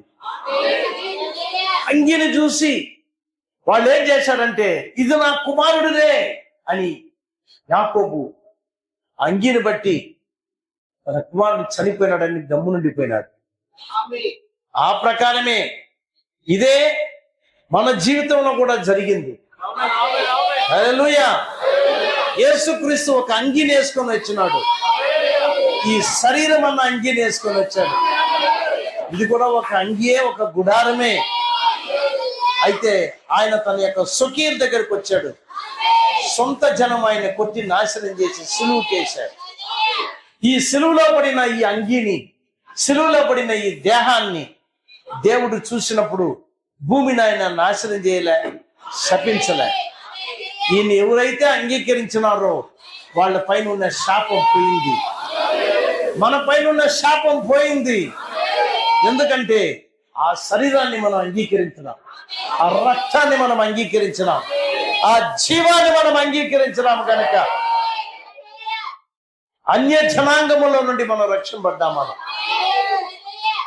అయితే 2000 సంవత్సరాలు వచ్చేటప్పటికి ఏమైపోయిందంటే సంఘ శాఖలు ఈ మానవుల యొక్క పరిపాలన, మనుషుల యొక్క థియాలజీ, అనేక తనేమంటారు ఈ బైబిల్ శాస్త్రాలన్నీ ఇవన్నీ కూడా నోటుకొచ్చింది. వాళ్ళ మనసుకు ఏది తగిలిందో వాటిని తీసుకొని ఇదే రెవల్యూషన్ని, ఇదే వాక్యమని మనుషుల్ని మోసం చేసి అబద్ధాలు బోధించి అంటున్నారా.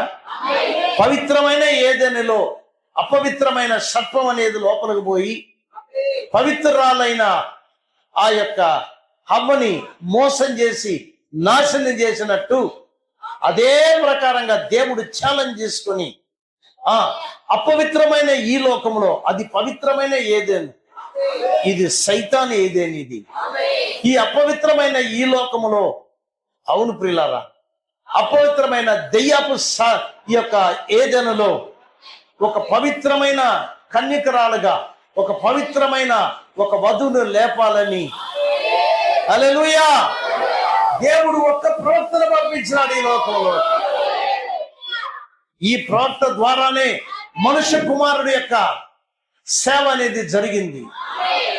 యేసుక్రీస్తు ఆ శరీరములో నుండి, వాక్యము ఆ శరీరములో నుండి ప్రత్యక్షమైంది. ఈ వాక్యమే మన దగ్గరకు వచ్చినప్పుడు మన శాపాన్ని తీసివేసింది. ఈ వాక్యము ద్వారానే లోకము నేను శపింపుకుంటున్నట్లు మలాకి 4వ అధ్యాయము 5, 6 వచనాలు మన మధ్యలో జరిగింది. అవును ప్రియులారా, ఈ వాక్యం ఉన్న ప్రవక్తే దేవుడు సంఘ శాఖల యొక్క మోసకరమైన కార్యాలను చూసి ఆయన కోపగించుకొని నేను వీళ్ళని శపిస్తానని లేచినప్పుడు ఈ ప్రవక్త నది మధ్య నిలబడ్డాడు, ఖాళీలో నిలబడ్డాడు. ఒక ప్రవక్తను కాదు దేవుడు చూసింది, ప్రవక్తలో ఉన్న వాక్యాన్ని చూశాడు ఆయన. మన కాలంలో ఖాళీలో నిలబడ్డాడు విలియం బ్రానమ్ అన్న ప్రవక్త. ఓ నా ప్రియ సోదరి సోదరుడా, ఆయన ద్వారా వచ్చిన వాక్యము ద్వారానే మనం ఈరోజు నరకానికి పోవలసిన వారు మనల్ని ఆపింది ఈ యొక్క ప్రవక్త వర్తమానం. మనం పాతాళానికి పోవలసిన వాళ్ళని వర్తమానం ఆపింది. ఈ వాక్యమే మన దగ్గరకు వచ్చింది, అది కాదు మార్గమనింది. హల్లెలూయా. దేవుని వల్ల నిర్ణయించబడిన సౌలు వాడు దేవుని నిర్ణయంలో ఉన్నవాడే. అయితే సుబుద్ధి పైన ఆధారపడి, లోక జ్ఞానము పైన ఆధారపడి, సంఘ శాఖలన్న పరిసయ్యుల యొక్క మార్గంలో నిలబడి ఆ యొక్క యాజకులు, ప్రధాన యాజకులు చెబుతున్న మార్గంలో నడుస్తూ దైవ మార్గాన్ని వదిలిపెట్టి సంఘము అన్న క్రీస్తుని హింసించేదానికి పోతా ఉన్నాడు. కనుకనే ఆ యొక్క పిల్లర్ ఆఫ్ ఫైర్, అగ్ని స్తంభం అనేది నిలబడి, ఆ అగ్ని స్తంభం అనేది వండుతో నిలబడింది. నిలబడినప్పుడు సౌలు చూసి గుర్రం పై నుంచి కింద పడ్డాడు. కింద పడింది కాకుండా అడిగినాడు. ఆ యొక్క అగ్ని స్తంభం ఆయన్ని పలకరించింది, సౌలా సౌలా నీవేళ నన్ను హింసిస్తున్నావు సౌలా అని అడిగినప్పుడు అగ్నిలో నుంచి వచ్చిన అగ్ని జ్వాలల్లో వచ్చిన స్వరాన్ని ఎవరిని గుర్తుపట్టలేకపోయాడు. ఈ యొక్క జ్వాలను గురించి, దేవుని గురించి, యెహోవాను గురించి చదివినాడే గాని అయితే అగ్ని జ్వాలను ఎప్పుడు చూసింది లేదు వాడు. ఈ యెహోవా దేవుణ్ణి కండ్లారా చూసిందిలే, అనగా దేవుణ్ణి ఎవరు చూడలేరు. ఆయన చుట్టుకోనున్న అగ్నిని కూడా చూడలేకపోయినాడు. అయితే దేవుడు ఏర్పరచుకున్న వ్యక్తి గనుక, మహా గొప్ప దైవజనుడు గనుక అగ్నిస్తంభం అనేది ఆయన కనపడింది. కింద నుండి అగ్నిస్తంభం అనేది పై వరకు అది కదులుతూ కనబడినప్పుడు గుర్రం పై నుండి కింద పడ్డాడు సౌలు. అప్పుడు ఆయన అడిగింది ఏంటంటే, ప్రభువా నువ్వు ఎవరు ప్రభువా? నీవు హింసించుచున్న క్రీస్తు యేసు నేనే. చూసారా, ఈరోజు కూడా సంఘ శాఖలకి దేవుడు ఒకవేళ గాని వాళ్ళల్లో ఎవరినన్నా ఒకరిని గాని కనపడ్డాడంటే దేవుడు ఏమంటాడంటే, మీరు హింసించుచున్న యేసు నేనే అంటాడు. సంఘ శాఖలారా, నా వధువుని మీరు హింసిస్తున్నారు, ఆ వధువులో ఉండేదే నేను అంటాడు ఆయన. ఆ రోజు వధువులో ఉండింది యేసు ప్రభు అయితే ఈ రోజు వధువులో ఉండేది కూడా యేసు ప్రభువే. అర్థమైందా ప్రియులారా? ఆ రోజు అగ్నిస్తంభం వాళ్ళ మధ్యలోకి దిగిందంటే ఈ రోజు కూడా అగ్నిస్తంభం అనేది మన కాలంలో దిగింది, మన ప్రవక్త దగ్గరికి వచ్చింది, సత్యాన్ని బయలుపరిచింది. అవును, ఆయన వధువుగా మనం ఉండాలని దేవుడే మనల్ని పిలిచినాడు. ఆయనే మన మార్గంలో వచ్చాడు, ఆయనే ప్రవక్త పంపించాడు. మనం తప్పుడు మార్గంలో పోతూ ఉన్న మనల్ని, నా ప్రజల్లారా మీరు అక్కడ కాదు పోవాల్సిందని మనల్ని పిలిచిన దేవుడు, మహా గొప్ప యెహోవా దేవుడే ప్రభు అయిన యేసు క్రీస్తు అని ఈ చివరి కాలంలో మనకు బయలుపరిచిన మన దేవుడు ఆయన. కాబట్టి పోగొట్టుకున్న విశ్వాసాన్ని, ఏ విశ్వాసాన్ని మనం పోగొట్టుకున్నామో ఆ విశ్వాసంలో మరలా మనకి తిప్పిస్తానన్నాడు. విశ్వాసం మనకు రావాలంటే వినుట ద్వారా మాత్రమే వస్తుంది. దేన్ని వినేదాని వల్ల? వాక్యాన్ని వినేదాని వల్ల. కాబట్టి చివరి కాలపు వర్తమానాన్ని నిజంగానే నువ్వు వింటున్నావంటే నీకు నిజంగానే స్పష్టమైన విశ్వాసం వచ్చే తీరాల. ఎందుకంటే వాక్యాన్ని వినుట ద్వారా మాత్రమే విశ్వాసం వస్తుంది. విశ్వాసం అనగా వాక్య బయలుపాటు, విశ్వాసం అనగా దేవుని ప్రణాళికను అర్థం చేసుకునేది, విశ్వాసం అనగా ఆ ప్రణాళిక నువ్వు ఎక్కడున్నావని నీకు బయలుపరిచేదే విశ్వాసం అయి ఉన్నది. ఈ లోకంలో మన స్వకీయ కార్యాలు చేసేదానికి మనం రాలే, మన సొంత ఇష్టానుసారంగా చేసేదానికి మనం రాలే, లేకపోతే ధనవృద్ధి చేసేదానికి రాలే. మనం ఈరోజు పరలోక బాటలో ఉన్నాం. ఈ లోక బాటలో కాదు మనం ఉండేది. నిజమే, మనం కష్టపడాలా, డబ్బులు సంపాదించాలా, లేదని కాదు, కుటుంబాన్ని జరిపించాలా, ఎవరెవరిని ఎక్కడెక్కడ పెట్టాడో దేవుడు అక్కడక్కడ ఉండాలా. అయితే నీ బాట ఇక్కడే ఉండేదానికి కాదు. అవును, నువ్వు ఇక్కడ నుండి పరలోకం పోయేవాడివి, ఇక్కడ నుండి దేవుని దగ్గరకు పోయేవాడివి. కాబట్టి సడన్ గా ఒకరోజు పిలుపు వచ్చింది రవి బ్రదర్కి. ఆయన ఏమి చెప్పలేకపోయాడు. ఎందుకు నాకు వచ్చింది? ఎంతమంది అడిగేదానికిలే, ఎవరినన్నా ఎప్పుడన్నా పిలవచ్చు దేవుడు. అర్థమైందా? ఏ సమయంలో ఎవరినన్నా పిలవచ్చు. నీ పని దేవుడు నీకు ఇచ్చిన పని కానీ అయిపోయిందంటే ఇక నీ లోకంలో ఉండి కూడా ప్రయోజనం లేదు. మనమే చెప్పాలా, ప్రభువా నా పని అయిపోతే నన్ను తీసుకో ప్రభువా, నేను వద్దురా, ఒక్క నిమిషం కూడా మనం ఉండకూడదు. భక్త అదే అన్నాడు, ఆయన పని నాలో కానీ అయిపోయిందంటే ఒక్క నిమిషం కూడా నేను లోకంలో ఉండేదానికి ఇష్టపడను. దేవుడు నాకు ఇచ్చిన దినములు ఏదన్నా ఒక ఆత్మను దేవుని దగ్గరికి తీసుకురావాలి, అది ఒక్కటే అన్నాడు ఆయన. నా ప్రియ సోదరి సోదరుడా, ఖచ్చితంగా సంఘం అనేది పరిశుద్ధాత్మతో నింపబడాలి. పరిశుద్ధాత్మతో నింపబడదంటే పెంతెకోస్తేలో నేర్పించే పరిశుద్ధాత్మ కాదు నేను చెప్పేది. ఇది వణికేది కాదు, దూకేది కాదు, అది కాదు, ఇది కాదు. తెలుసా, ఇంకొక మాట అన్నాడు, దాన్ని ఏమన్నారంటే క్లియర్ అయిన మోరల్ లైఫ్ కూడా కాదన్నాడు. అంటే ఏ చెడుతనం నాలో లేదు, నేను నీతిగా ఉన్నాను, నేను ఎవరిని మోసం చేసేవాడిని కాదు,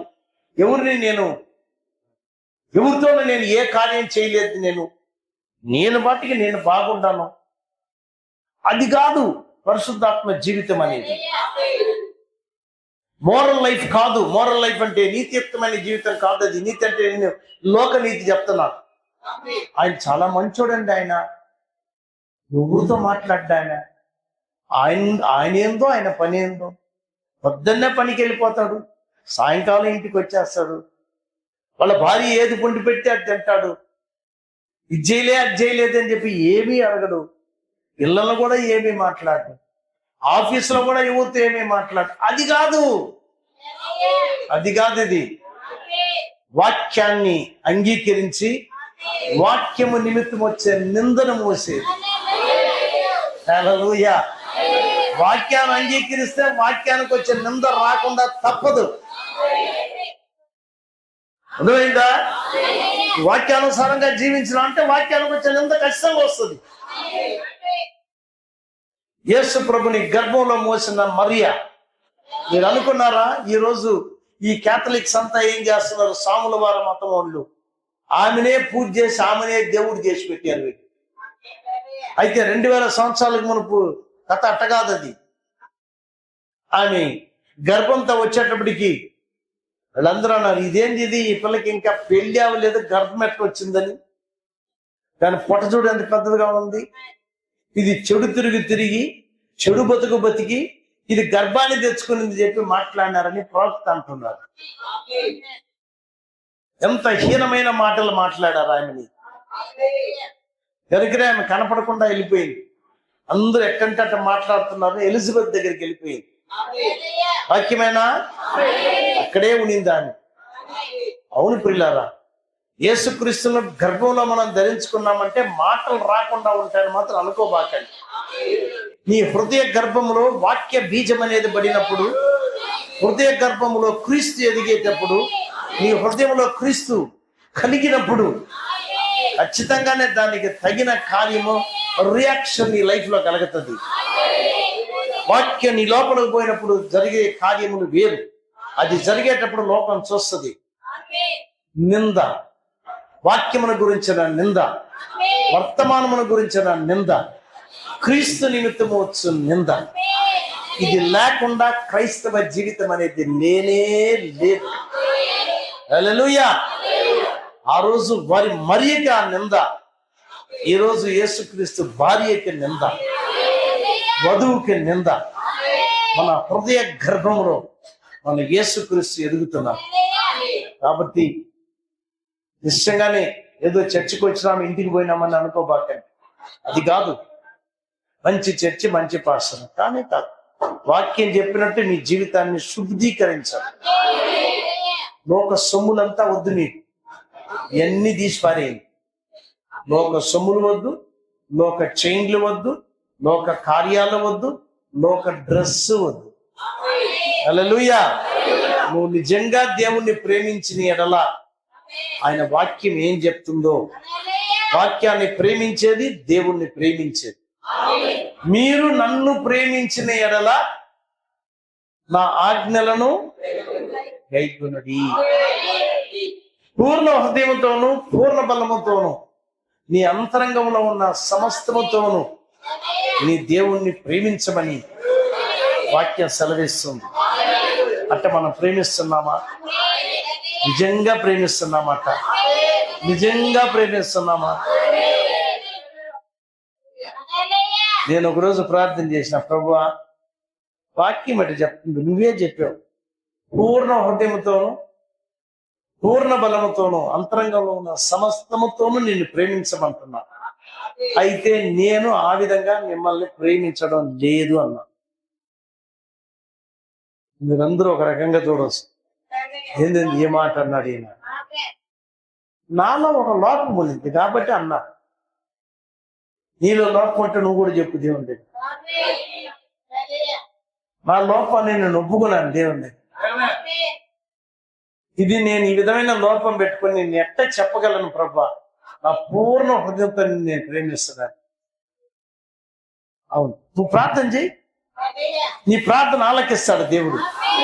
ఎందుకో తెలుసా, తండ్రి చిత్తానుసారంగా మనం ఏది అడిగినా అది ఆయన మనకిస్తాడని ఆయన గురించిన ధైర్యము మనకి. అది దైవ చిత్తమే. దేవుడు చెప్పాడు నీ పూర్ణ హృదయంతో దేవుణ్ణి ప్రేమించమని. అవును, మన పూర్ణ హృదయంతో యేసు ప్రభుని వధువుగా మనం ప్రేమించి యేసు ప్రభుకి సేవ చేసి, అనగా భర్తకి భార్యే సేవ చేయాలి. నిజమేనండి? భర్తకి ఎవరు సేవ చేయాలా? భార్య చేయాల. ఈరోజు వాక్యానికి సేవ చేసేది ఎవరో కాదు, ఆయన భార్య అన్న వధువు మాత్రమే. వాక్యానికి సేవ చేసేది, వాక్యానికి లోబడేది, వాక్యాన్ని అంగీకరించేది. ముగిస్తున్నాను. ఎంతమంది ఈరోజు ఆ వాక్యానికి నేను సేవ చేస్తానని చెప్పేవాడిని చేస్తారా? నిజమేనా? ఎంతమంది మీరు నిజంగా చెప్తారు వాక్యంలో లేని కార్యాలు నా జీవితంలో ఉన్నాయి, వీటిలన్నీ నేను తీసేస్తాను, వీటిలన్నీ నేను నాకొద్దు నాకు? నిజంగా చెప్తారా? కళ్ళు మూసుకొని అవును ప్రభువా, నన్ను శుద్ధీకరించండి నాయన,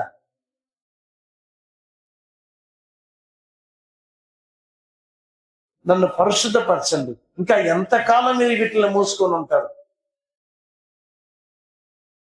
దేవుని ఆత్మ నీలో కదిలాడేటప్పుడు, దేవుని వాక్యం నీలో కదిలాడేటప్పుడు ఇంకా చెవుల్లో ముక్కుల్లో దండలేంటి, అదేంటి, ఇదేంటి, ఎంత నీకు ఇంకా ఎలా కడాలన్నా? ప్రభు ఆఖరి సమయంలో మనం జీవిస్తున్నాము కదా. నిజంగా మనం చెప్పగలమా, ప్రభువా నా పూర్ణ హృదయంతో నిన్ను నేను ప్రేమించాలి ప్రభువా? మన మధ్యలో మన ప్రభు ఉన్నాడు.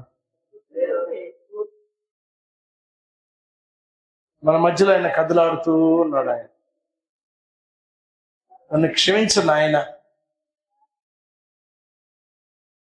With all of my heart lord, నా పూర్ణ హృదయంతో మిమ్మల్ని ప్రేమించాలి తండ్రి.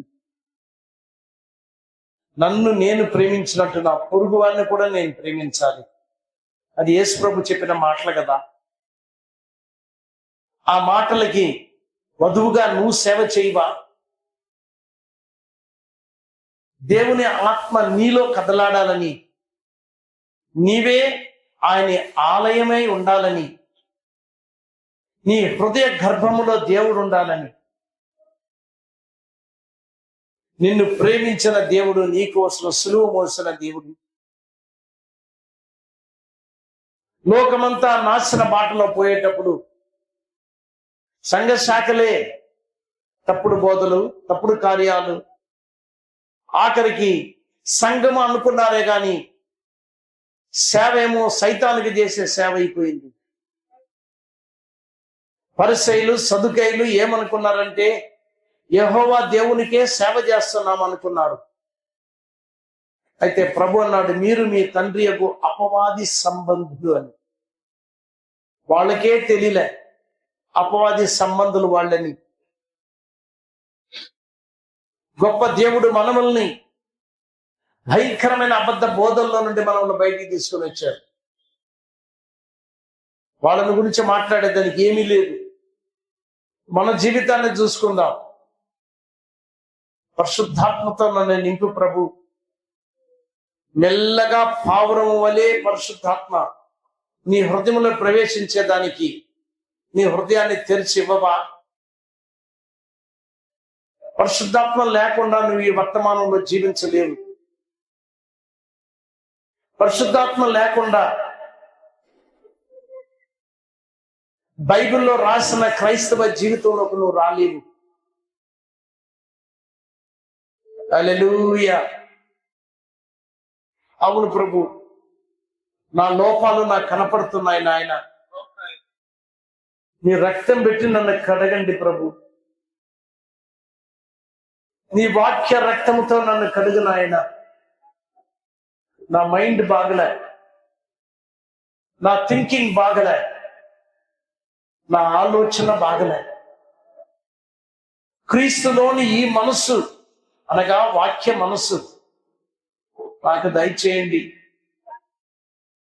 ఆ చివరి కాలపు వధువు కూడా వాక్య వధువు కలిగిన, లేకపోతే వాక్య మనస్సు కలిగిన వధువుగా ఉండాలని, అది కదా నీ చిత్తమై ఉన్నది.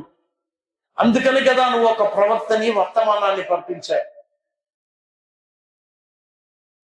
నాకంత తెలివి లేదు ప్రభు, నాకంత జ్ఞానం లేదు ప్రభు. అయితే నీ వాక్యాన్ని నేను నమ్మే కృప మీరు నాకు దయచేయండి. గలిబిలి గందరగోళాల నుంచి నన్ను బయటికి తీసుకువచ్చాను. సమాధానాన్ని, సంతోషాన్ని నాకు దయచేయండి. నా పూర్వ హృదయంతో నీ వాక్యాన్ని, వర్తమానాన్ని వెంబడించటకు సహాయం దయచేయండి. చెడు కార్యాలు, తలంపులు, నీ వాక్యానికి విరుద్ధమైన కార్యములు, వీటిలన్నిటిని నాలోంచి తీసివేయను ప్రభు. నీకు నిజమైన వధువుగా నీకు నేను సేవ చేయటకు సహాయం దయచేయండి.